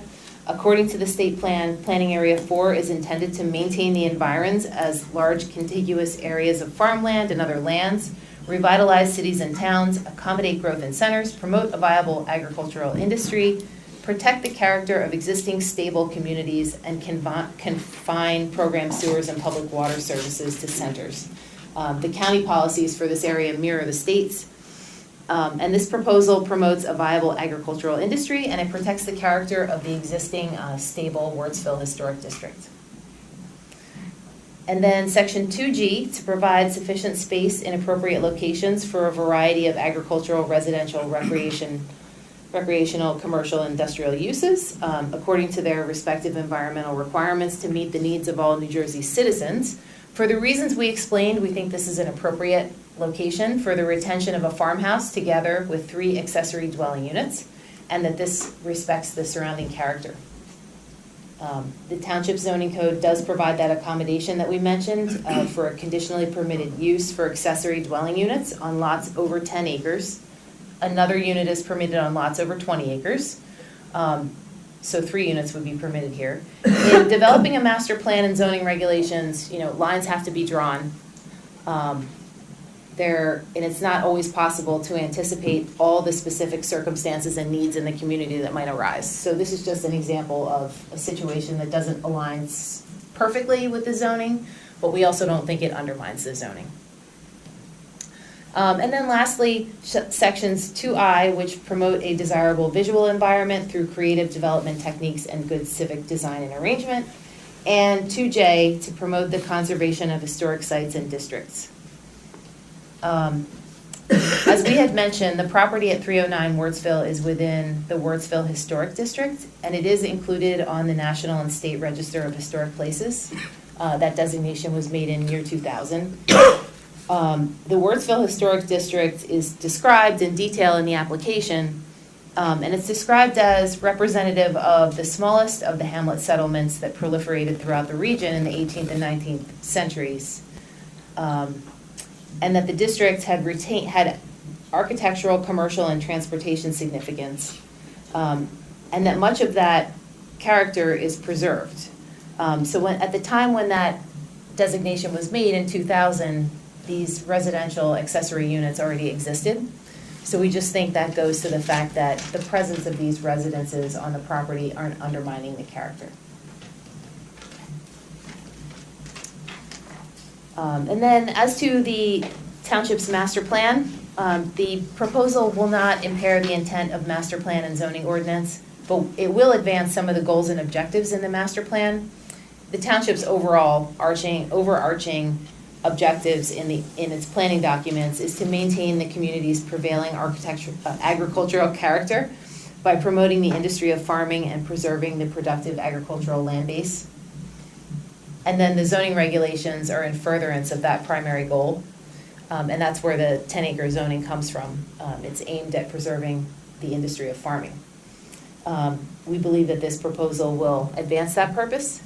And then there are some specific goals and objectives in the master plan that I'm sure you're all familiar with that would be advanced by this proposal, including conserving community character, protecting scenic vistas and the rural countryside, and then providing a variety of housing opportunities for the existing and future residents of the township, consistent with the rural setting in which these are located. As to the negative criteria, this is much shorter because we don't believe that there will be any detrimental impacts arising from this proposal, and that there won't be a substantially detrimental impact on surrounding properties. While the proposal is a deviation from the uses and intensity envisioned by the master plan and permitted by the zoning ordinance, the proposal won't impair the intent or purpose of these documents. The subject lot, as you've seen on the exhibit A1, is large enough to accommodate the accessory residential units and has done so for several decades. The applicant proposes to reduce the nonconformity by eliminating 3 of the 6 accessory dwelling units. And where the small scale of, it is located in the hamlet, where the small scale of the hamlet with relatively compact development pattern has existed for 150 to 200 years. This proposal will support the viability and preservation of the site in a manner that's consistent with the surrounding development pattern. Surrounding the area, there are some preserved farms, significant blocks of preserved farmland to the north, and then there are some smaller lots along Manners Road. Allowing for a variance on this lot will not alter the character of the zoning district. So for all the reasons that we've explained, the use variance, we believe, can be granted without undermining the township's objectives or the purposes of the master plan or zoning. That's all I have for this witness. Thank you. Elena, questions? I do not have any questions. I have one comment. Can you provide some testimony a little bit more about what some of the surrounding uses are? I think there was testimony previously about an apartment building across the street. Yeah. Could you kind of touch base on that a little bit more? Sure. There was a general store, Peacocks, I believe it was called, and about 12 apartments scattered here, there, wherever. and I'm not familiar with the historic, except I know that it was there. But this is at the corner of. Okay, it's at the corner of. Is it called Lindbergh Road? Lindbergh. Wardsville and Lindbergh, so I'm pointing at it here. Sure. And it burned down, to my understanding. And then it must have received approvals to be rebuilt, and there are some multifamily, it's a 3-story building, and there are apartments in it at this time. Okay, thank you. Would you say that the characterization of, having more than 2 or 3 units on a site is kind of customary to this specific portion of the township? Yeah, I think in this hamlet area, there is a variety of agricultural uses together with a more compact development pattern, so I think it is consistent in that way. Okay, and then will any of the proposed apartments be used for ag labor housing? Since the current owner, who is the applicant, proposes to sell the site, we can't say exactly how they propose to use it. They may. Okay. But they do want the flexibility for them to be rented to people who are not working on the farm. Okay. That's all. Board? Do any of the 3 units that are proposed to be decommissioned rent for less than $1,500 a month? Two of the 3 rent for less than $1,500 per month. So, if no neighbors have complained and the septic hasn't failed in 10 years, I kind of agree with Francis. There's no option to, we have to decommission some functional ADUs because we don't have 2,000 gallons a day of capacity that you probably never use anyway, just because the standard is. Again, we I think as Patrick had mentioned, and as I mentioned at my opening remarks, that we would like to have the wall remain as is. It's just that we also, since the office, the East Amwell Township does not recognize them as legal, we're trying to sell. We're in a situation where we have to have them legalized. So if the board is fine with it, we're fine with it. Well, my only thing is. That's not the application. That's not the application. Okay, but 60% of the median household income and 15, this is affordable. So we're voting to decommission affordable housing. It's not technically affordable housing. Affordable housing is deed restricted, and this is not. So I know what you're saying. In theory, it's affordable. Or What we if they think it's came with a affordable? proposal saying for the next 7 years, we won't raise the rate above $1,500 a month? Well, unless it's deed restricted for the 30 years, then it does not become a part of the affordable housing inventory in the township. And it's not the, that's not the application. Because if the application were to be that all of the units are going to be retained, that's what the notice would say. And perhaps there might be people in the audience that would have objected to that. I don't know that, but that notice was not given. I also wanted to point out that you are able to do accessory apartments that are deed restricted for, I believe, a period of 10 years in the Amwell Valley District. But that also, again, is not part of what this application is proposing. And then you have to go through the township rules and regulations for affirmative marketing those units, having a pool of potential applicants, and doing everything through an administrative agent. So to say that even if the applicant were to agree to, have these units deed restricted as affordable, there's still procedures that have to come into play in order to place somebody in that unit. The applicant is unable to just pick the person they want in that unit.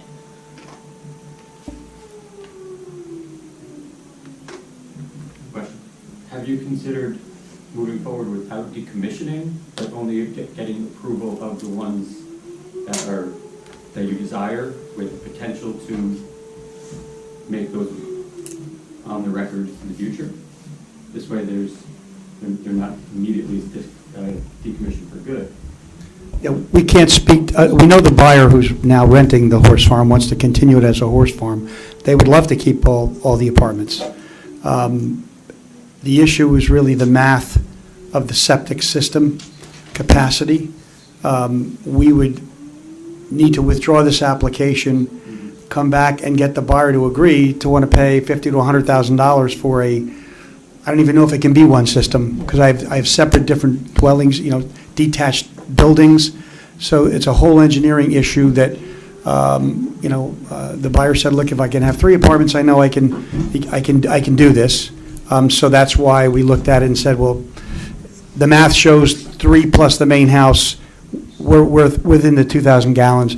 Beyond that, it's a different ballgame. Perhaps the buyer may want to come back in the future and, it's another application, but I can't speak for the buyer. I'm sorry. Buyer's here. I mean, I want to speak on the buyer. The buyer's here. Oh, I didn't know that, but if you want him to come in and be sworn in and to answer a question, I don't know that that's germane to this application. Yeah. Discussing Yeah. things that are right, not part of the application. Yeah. But the question I have is what you brought up. The horse farm to us is the farm of the horses, you know what I'm saying? It's training of the kids and having the horses. Having the apartments, in some eyes, one of my friends, pain in the ass because we're not renters, we don't rent properties out. But like I said, we've met the people that are there. My daughter who runs the horse side of it, they're very lovely people. So again, from our standpoint, making that piece of property worth more, charging $2,000 or $3,000, we would never think that way. You know what I'm saying? We're not in the business of renting, but if those 3 apartments are valuable to the city or the township, with me, I have no problem saying we're gonna stay within a certain dollar amount for that. I mean, if we have to go through certain things, that might be one thing, but if we can say, hey, we'll promise and put it in writing that we won't, then, why not? He said, if the septic tank has handled them for the last 35 years, I don't think the septic tank is gonna have a problem next week. So, I mean, that's all I'm saying. Okay, and that's, thank you, but that's irrelevant, and that's not part of the application, so. I have a question. You guys all good over there? Yeah. Well, I might have a question. I'm just curious on those apartments. Are they leased? Like, do you have a 1-year lease or? Month to month. Month? Okay. The 3 apartments that are staying, you may have said this, are they 1 bedroom? Oh, they are. Sorry, I'm sorry, I'm the worst at this. No, that's okay. They're 2-bedroom. There is a mix, and we did include it, and now I'm forgetting which is which. Mr. Fryer, which are A, B, and C? I just want to be sure, I have a question. So the apartments are A, B, and C. all 1 bedroom except for one, which is apartment E. That's a 2-bedroom. But we're talking about A, B, and C, Yeah. right? A and C are all 1 bedroom. Okay, thank you.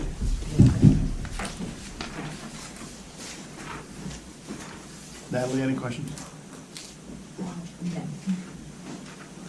Excuse me, can I get a motion, excuse me, can I get a motion to open to the public for questions for Ms. Fury Bruder, please? So moved. Second? Second. All in favor? Aye. Opposed? We are now open for questions. Excuse me. Linda? Linda Brown, 148 Cider Mill Road, extremely close to this farm because I drive past it every day when I went to work. I love it. I'm really excited about anything that says horse and puts more horse farms onto Wurtsville Road. I'm 100% behind. The only thing I have to say is I did get all of this information. Kristen was kind enough to get the packet out for us, but I'm afraid I couldn't read it because it was 210 pages. It finished printing at 3 o'clock this afternoon after I had gone through 2 ink cartridges. And I have to tell you, I didn't look at this. So I can't tell you if from what I'm seeing here, I have any complaints. All I can tell you is it's over in the area that I live, and as long as you keep horse farms, yeah, I'm happy. Thank you. Anybody else in the public with questions? Francis? Pinned myself in. Oh, I'm All sorry. right, now I didn't accommodate them, the poster holder. I'm very familiar with the property because I can remember going in there and asking about apartments in the early 80s and as a place for my horse back when Liza owned it. And those apartments were always there and it wasn't old a factory, if you know what I mean. Is it, Ms. Planner? Yes. Is it possible to continue your application to allow time for modification should the new purchaser and the seller want to at least come up with some way or plan to try to retain the opportunity to keep the other apartments. Considering what was done across the street at Peacock's, this is not intrusive, and all the apartments, as I recall, because I think I went in there to remind you to file for your farmland assessment, because you hadn't and didn't know when you first bought it. They're central to the property. People don't see it, they don't know it. And it's been there, and this valley and the mountains and everywhere are scattered with little apartments that you probably don't know are there until somebody goes out and decides to be a zoning Nazi. God help us, should that happen. But is there a way to modify this application, given a little time and probably another noticing, to try to get with a win-win with the seller and the buyer? Okay, just for the boards, all right. Zoning is in place for a reason, town zone. This is the town zoning. That issue that you're talking about, that's an issue between the buyer and the seller, and that is not within the board's purview to either consider or to have any opinion on. If the buyer and seller want to buy and sell the property as is, that has nothing to do with this board. The application that's before the board is that the applicant is looking for 4 units as opposed to 3, which are permitted, 4 are not. That's the use variance before this board. That's all this board is allowed to look at, and that is what this board is looking at. So Okay. there is no way. Unless the applicant wants to withdraw, and that's their deal with their buyer. But we could approve 4, and then they could come back subsequently and ask for more. They can do whatever they like subsequently. Okay. There is precedent based on the number of apartments and the number of people, because when our Board of Health approved Peacocks, literally across the street, There is no it precedent was with for a that. zoning board of adjustment. This is a D-variance application, there's no such thing as precedent with Okay. anything. But for the subject.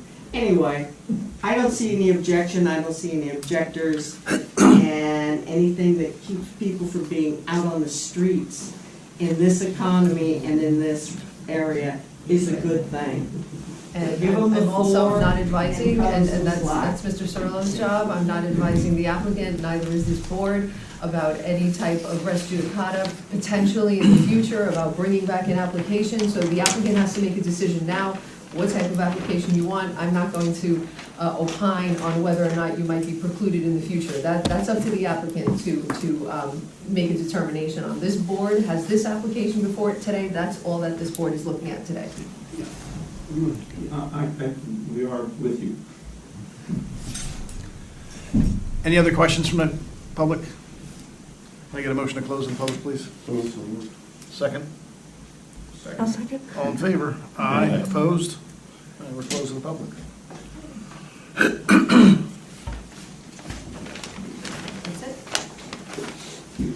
Are those your only witnesses? I'm sorry, yeah, that's the case in chief, thank you. Okay, thank you. Thank you, Mr. Schultz. Some wonderful planning testimonies, thank you. Discussion. What do you think? I don't see any detriment to public good. It's been there for decades. I don't hear any public complaining, so. I'm good. Comments? Oh, yeah, I'd approve 4, I'd approve more than that. I mean, I think what Francis said is probably true. There's probably a lot of people that have non-conforming historical uses, and instead of being treated like scofflaws, they should be heroes, right? We have to be helping people. Well, that's all, I mean, nobody, they came before us Right. asking permission. So, Yes, right. you know, it's not like somebody came out there and smacked his hand and said, you can't do this. No. He's here on his own accord. John? All for it. Same here. And I'll make a motion. Can I get a motion to approve? You got it. I'll second. Roll call?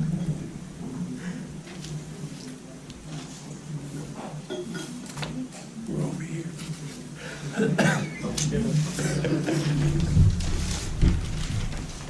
Mr. Audrey? Yes. Ms. Nelson? Mr. Saranda? Yes. Mr. Nardi? Yes. Yes. Mr. Mouse? Yes. Ms. Betson? Yes.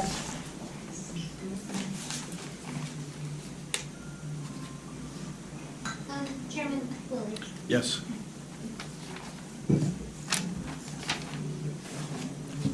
That's it? Thank you. I didn't mark this, but I'll just handwrite A1. I did. If you could just leave it here for Yeah. our records, thank you. Thank you, folks. Good luck. Yeah.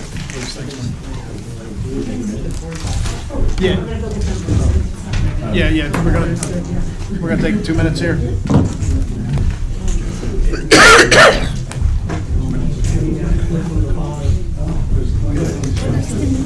Yeah, just, yeah, no, we're done.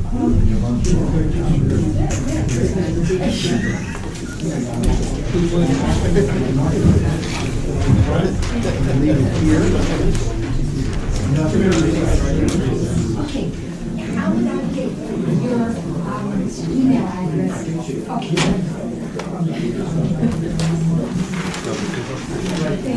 Thanks, John.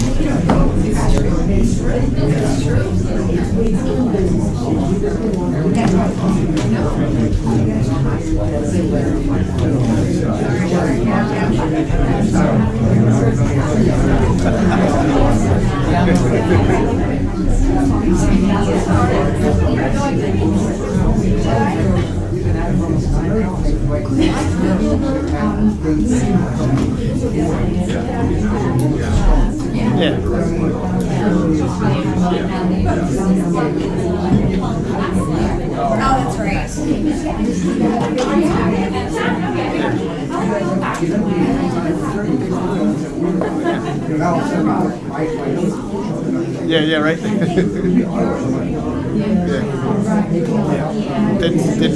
yeah.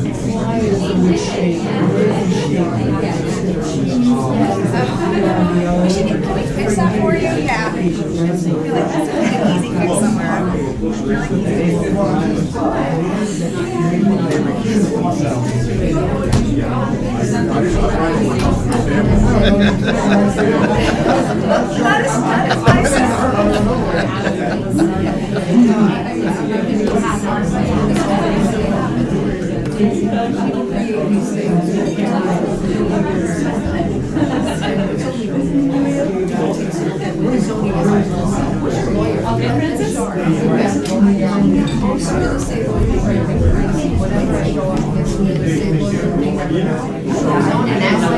I haven't seen anything about it.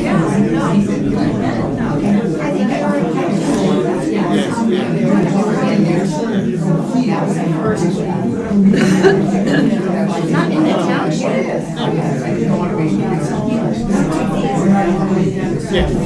Okay. Yeah, you don't want to be, you don't want to be a landlord, but you don't want to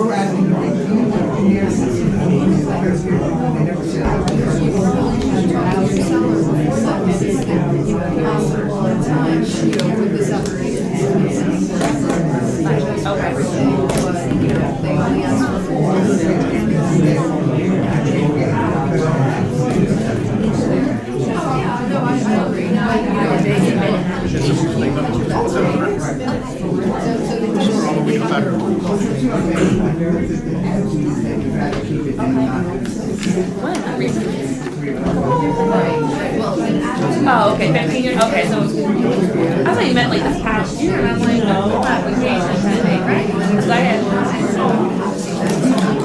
Well, not yet. And I live right up the road. Better than a lot of people. And if you can come back, you can always come back. What they all, what they rules were allowed, you know, what they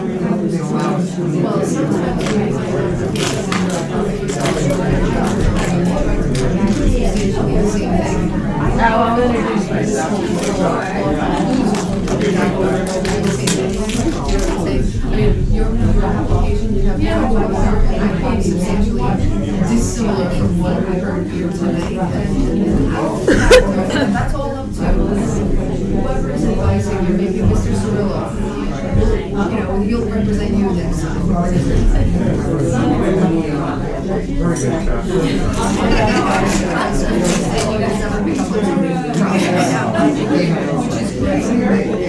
At least it wasn't you. My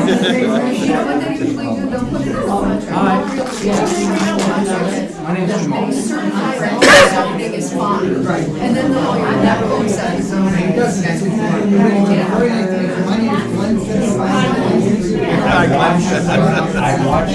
No problem.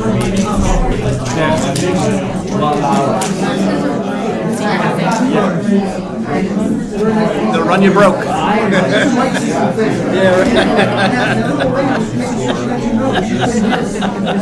Oh, yeah. You're welcome, sir. Can we get back to business, board, please? Well, my name's Bryce, you are Jamal. Again, you're my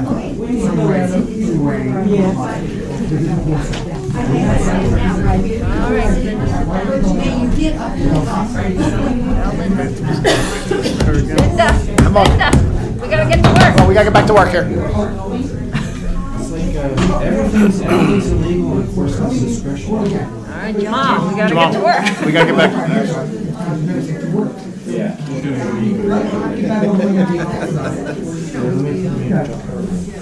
So whatever you got to do back Yeah. Oh, sorry.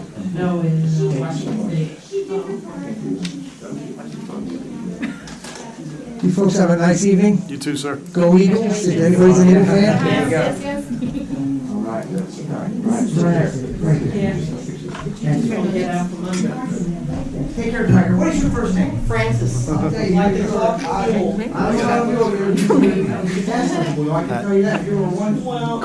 Kristen, can you let the record show that John Zaremba had to leave at 9:05, please? Thank you. All right, next on the agenda, items for discussion, re-exam. Yes, hi. Yes, you guys all should have received a copy of the draft master plan re-examination report. I believe I had sent that to Kristen to send to the board about a week before our December meeting. December meeting. So, Do you guys have copies of that? The draft?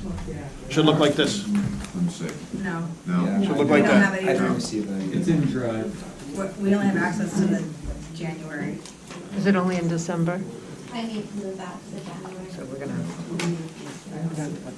Okay, all right, You want to- because they have, nobody's looked at it? Nobody's looked at it. Okay, so let's- we can- Well, they didn't, I mean, they weren't here yet. Right, Oh, yeah. It's not in our, yeah. Correct, so that's fine. I'm sorry, I wasn't aware that you guys Oh, no, didn't that's- have yeah, that. yeah, No, no, that's I fine. thought, I do not, I not bring That's- hard copies with me. yeah. So let's, Well, also they have to read it too, we can't. yeah, just- yeah, Right. no, we can't just drop. So let's postpone that till February's meeting, please. Is that all right? That's fine with me. Okay. Oral reports. Mike? We had our first meeting of the year on Monday, and I'll be chair again for another year. Eric will be vice chair. Howard from the township committee joined us. Okay. And I think we have a potential new member, Allison. I didn't get verification. Catch-up, yeah. I heard that's a good asset to have on the team, so we look forward to that, and it's easier to make a quorum. It's been rough. We didn't hear you. Oh, sorry. I'm sorry, we stuck to the end. We wanted to. This is for the Prospect Farmland Open Space Preservation Committee. Okay. We had our meeting on Monday.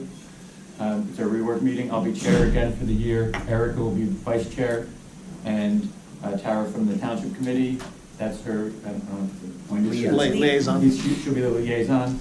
And then we have one new potential member. Looks pretty much like it's going to happen. We are working on our farmland preservation plan. We have to redo that every 10 years. There's been some delays in it.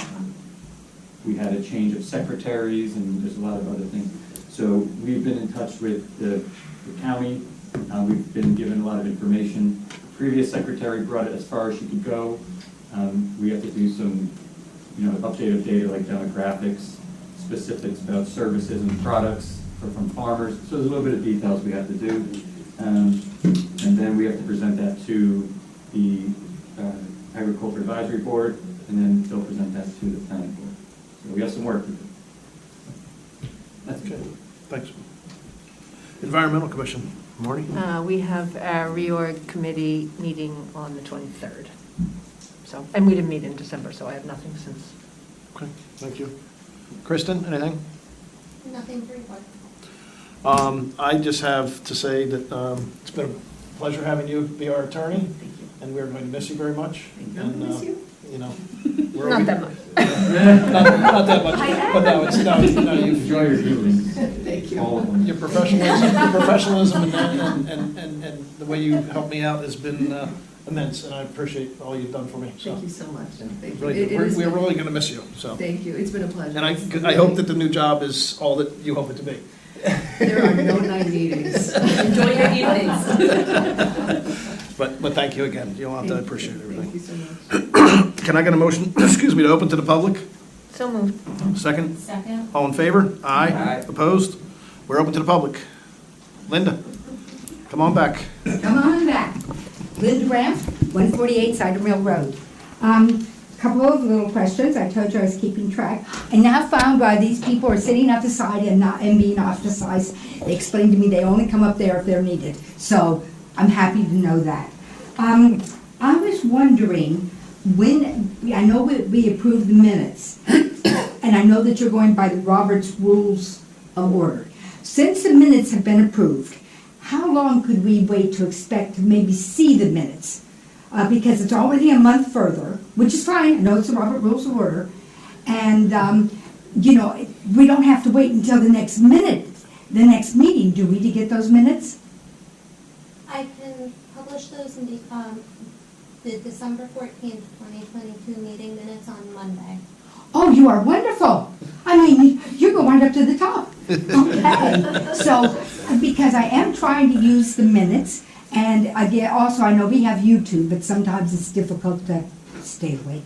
And the other question I had was, I was you explained some of it to me, the liaison. Okay, now the concept of us having liaisons here with the Farmland Open Space Preservation and the Environmental Commission is because they have a lot to do with our land management plan, and this is a way of getting the information from them to us. Is that correct? Yes, ma'am. Okay, got that one. Now, the one thing, and I'm going to have to criticize something because that's Linda. Your items for discussion, re-examine. I never knew that re-examine meant to go look at our land management plan. I mean, I had no clue that that's what re-examine meant. And even though I got 210 pages of things to print out, I don't have what you were talking about is getting. You won't have it, ma'am. It's not available to the public yet. Okay, so when we go to talk about it, we won't have seen it at that point in time. So then, after you feel comfortable, you'll release it to the public, and at that point, we'll be able to make comments where we don't feel comfortable with it.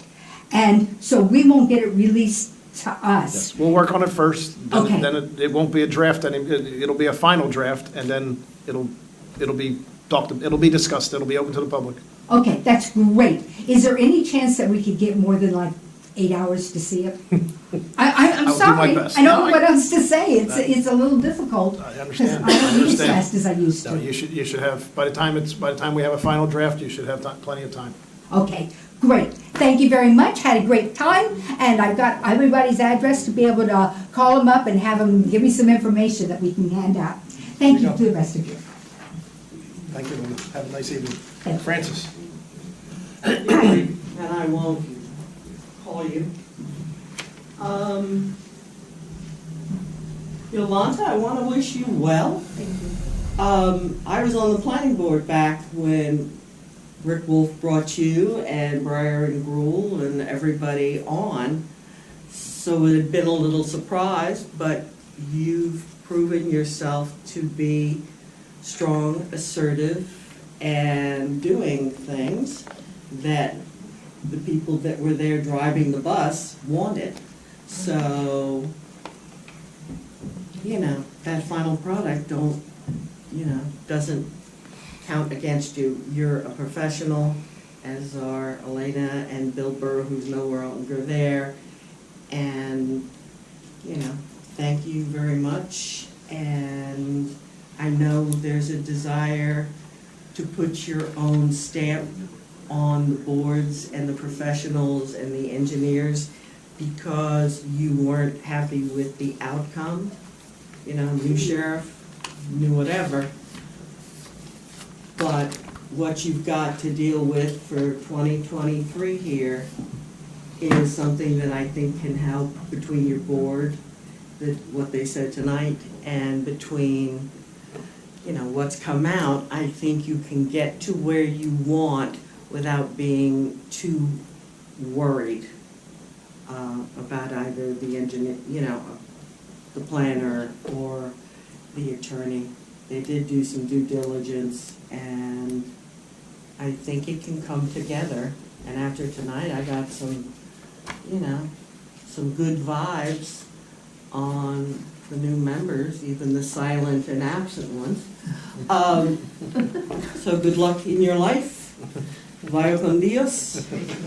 And see you somewhere down the line. Yep. Thank you, Francis. Anybody else in the public? Yeah, just for members of the public, this has been a really common conversation about the master plan. Would you just very briefly just tell us where what's the process? I know it's required. Beyond that, I know part of it was done. Now we have the next part. Where are we going from here? What can people expect and when? And I'm not saying when like dates or notice, but just sort of general timelines and when public input is given. When you're going to get you asked the question, just a question about how much time. I believe actually there's quite a bit of time because you have to give a public notice before there's a hearing. So just if you could just walk through that, I think it would be helpful to all of us. Sure, I can take the reins on this one. Yeah, I can discuss this. She's done this before. I have. I've done many master plan reexamination reports for towns in Hunterdon County throughout the state of New Jersey. So it's a requirement of the municipal land use law that once every 10 years, you take a look at your master plan. You examine what the issues were at the time of the last re-exam, what's changed, what's been done to address those issues from 10 years ago, what are some other changes that are happening in the town. We try to look at population statistics, some demographics, incorporate some of that information, look at what changes are occurring at the county level, what other, county initiatives are ongoing. We take a look at also state changes in state law, changes with the municipal land use law, changes in redevelopment law and housing law, and then you come up with recommendations based upon that to see, how does the township want to then now guide development for the next 10 years. So we have prepared a draft re-exam. We have sent it to the planning board in December for the planning board members to read through it, to give us some comments and feedback on it. We usually have, I would say, like one working session with the planning board where, you guys would read the plan and we'll talk about it. Tell me what you like about it, what you don't like about it. We'll adjust it and change it, and then hopefully we'll schedule a public hearing, have the public hearing, at which point the board may take action and adopt the master plan reexamination report. The public meeting will have to be noticed, I think it's 10 days beforehand in the newspaper. Yes. And that's pretty much how the process of this. So just checking my understanding of a couple things. Sure. Technically you're referring to it as the reexamination report because there was version 1.0 of the master plan X many years ago. Correct. But this is literally the revised master plan. So when we go to, as a township, make decisions, or as a planning board, adopt or not adopt ordinances, they are consistent with what's in the master plan. Correct. So the master plan is the guide of what happens in the township. Right, the master plan is more or less the guiding principle of development for a municipality. So if we said, we want to build, we really want to build this place up, and we want a bunch of tall buildings, so that would go in the master plan, and then we would adopt ordinances allowing that. Correct. Or not. If the ordinances were not consistent with the master plan, what happens? If, say, there's an ordinance that's introduced by the township committee, say we want to take the, as a hypothetical. That's not so extreme. Yeah, so it's right. So I'm trying to think of an extreme scenario without scaring anybody either, and I'm drawing a blank. We'll take the cannabis, for instance. That scares me. Right, so say a town, so what I had noticed during the whole cannabis, because all the towns only had 180 days to make a determination about whether or not they're going to permit the cannabis operations. And so a lot of master plans were silent on the issue because it was it was never a permitted use in America, and now suddenly it's permitted in New Jersey. So what a lot of towns did, they wrote their ordinances, either allowing it in certain areas or prohibiting it. And any time an ordinance is introduced that impacts the land development ordinance, it must be referred to the planning board to determine whether or not it is consistent with the master plan. In situations where the master plan might be silent on the issue, as in the case with the cannabis example, it was found to be not inconsistent, double negative, with the master plan since the master plan was silent. However, let's say that the township drafts a master plan that allows for 5-story buildings. Township committee introduces an ordinance saying, well, we want to do 8-story buildings. It comes to the planning board. The planning board would most likely determine at that point, no, this ordinance is not consistent with our master plan.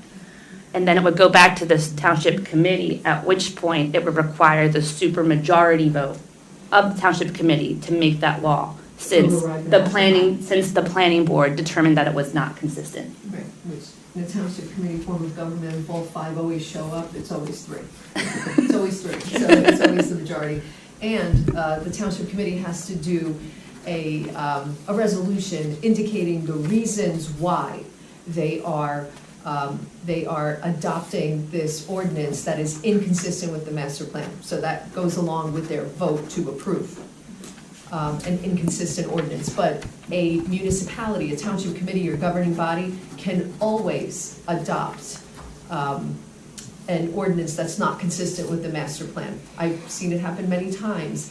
And they do it because sometimes out of necessity, at times they have a different opinion about what the town should be, how the town should be developing. The planning board hasn't necessarily caught up with changing the master plan to reflect that new vision. And the governing body is always permitted to do that as long as they have the reasons, they put the reasons on the record, and they have a supermajority that votes on it. And would that make it more subject to challenge? So, for example, would someone challenge that adoption? Would they stand a better chance of winning in court? Not necessarily. Not necessarily. Not necessarily. Okay. Not necessarily.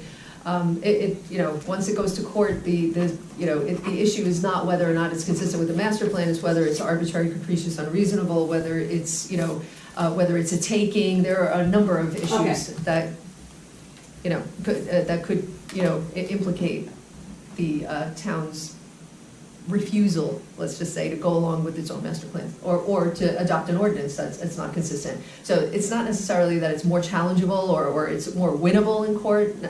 Maybe, maybe not. It all depends on what the other attendant problems are with the ordinance or not. So I've also noticed multiple applicants talk to, when they're asking for variances, they'll say, well, this variance is consistent with your master plan, right? So even if an ordinance is not adopted. I can't see you. Even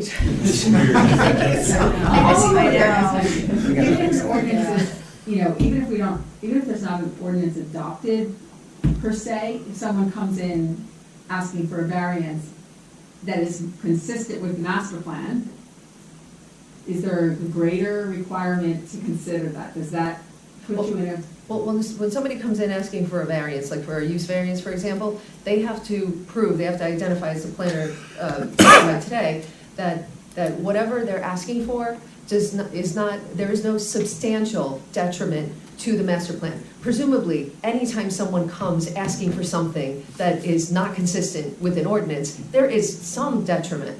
But the standard is, it can't be substantially detrimental.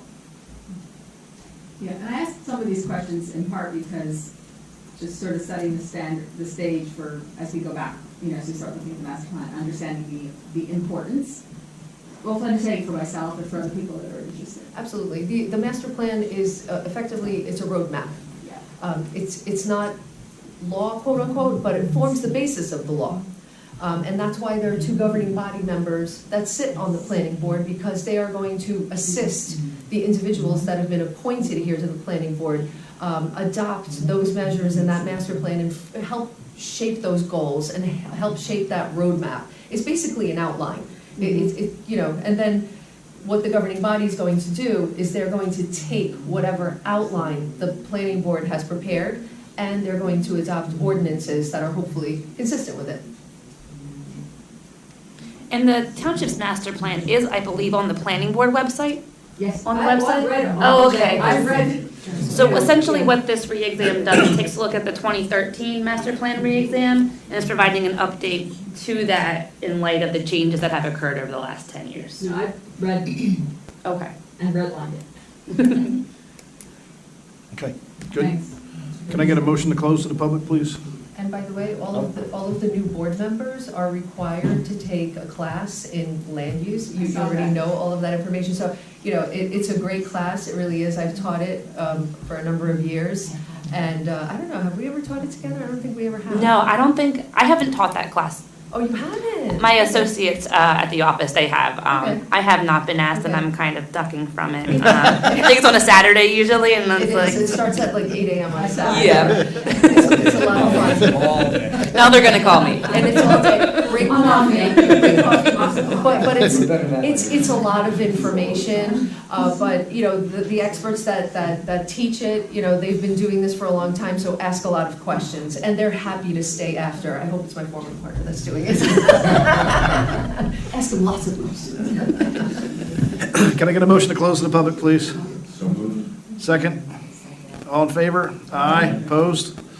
Correspondence, the Hunterdon County Planning Board letter, everybody got notice of that for C&E Route 31. Can I get a motion to adjourn? Second, I'll second. Yeah, second. All in favor? Aye. Opposed? Better not be anybody. Thank you, folks, and welcome to all the new folks. Might not remember names all the time, but you guys are lucky you got name tags in front of you. Everybody's got name tags.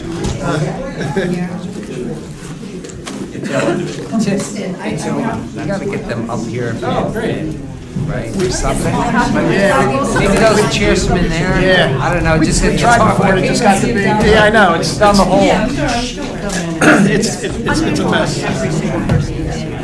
And there are less. And then, yeah, we're... There's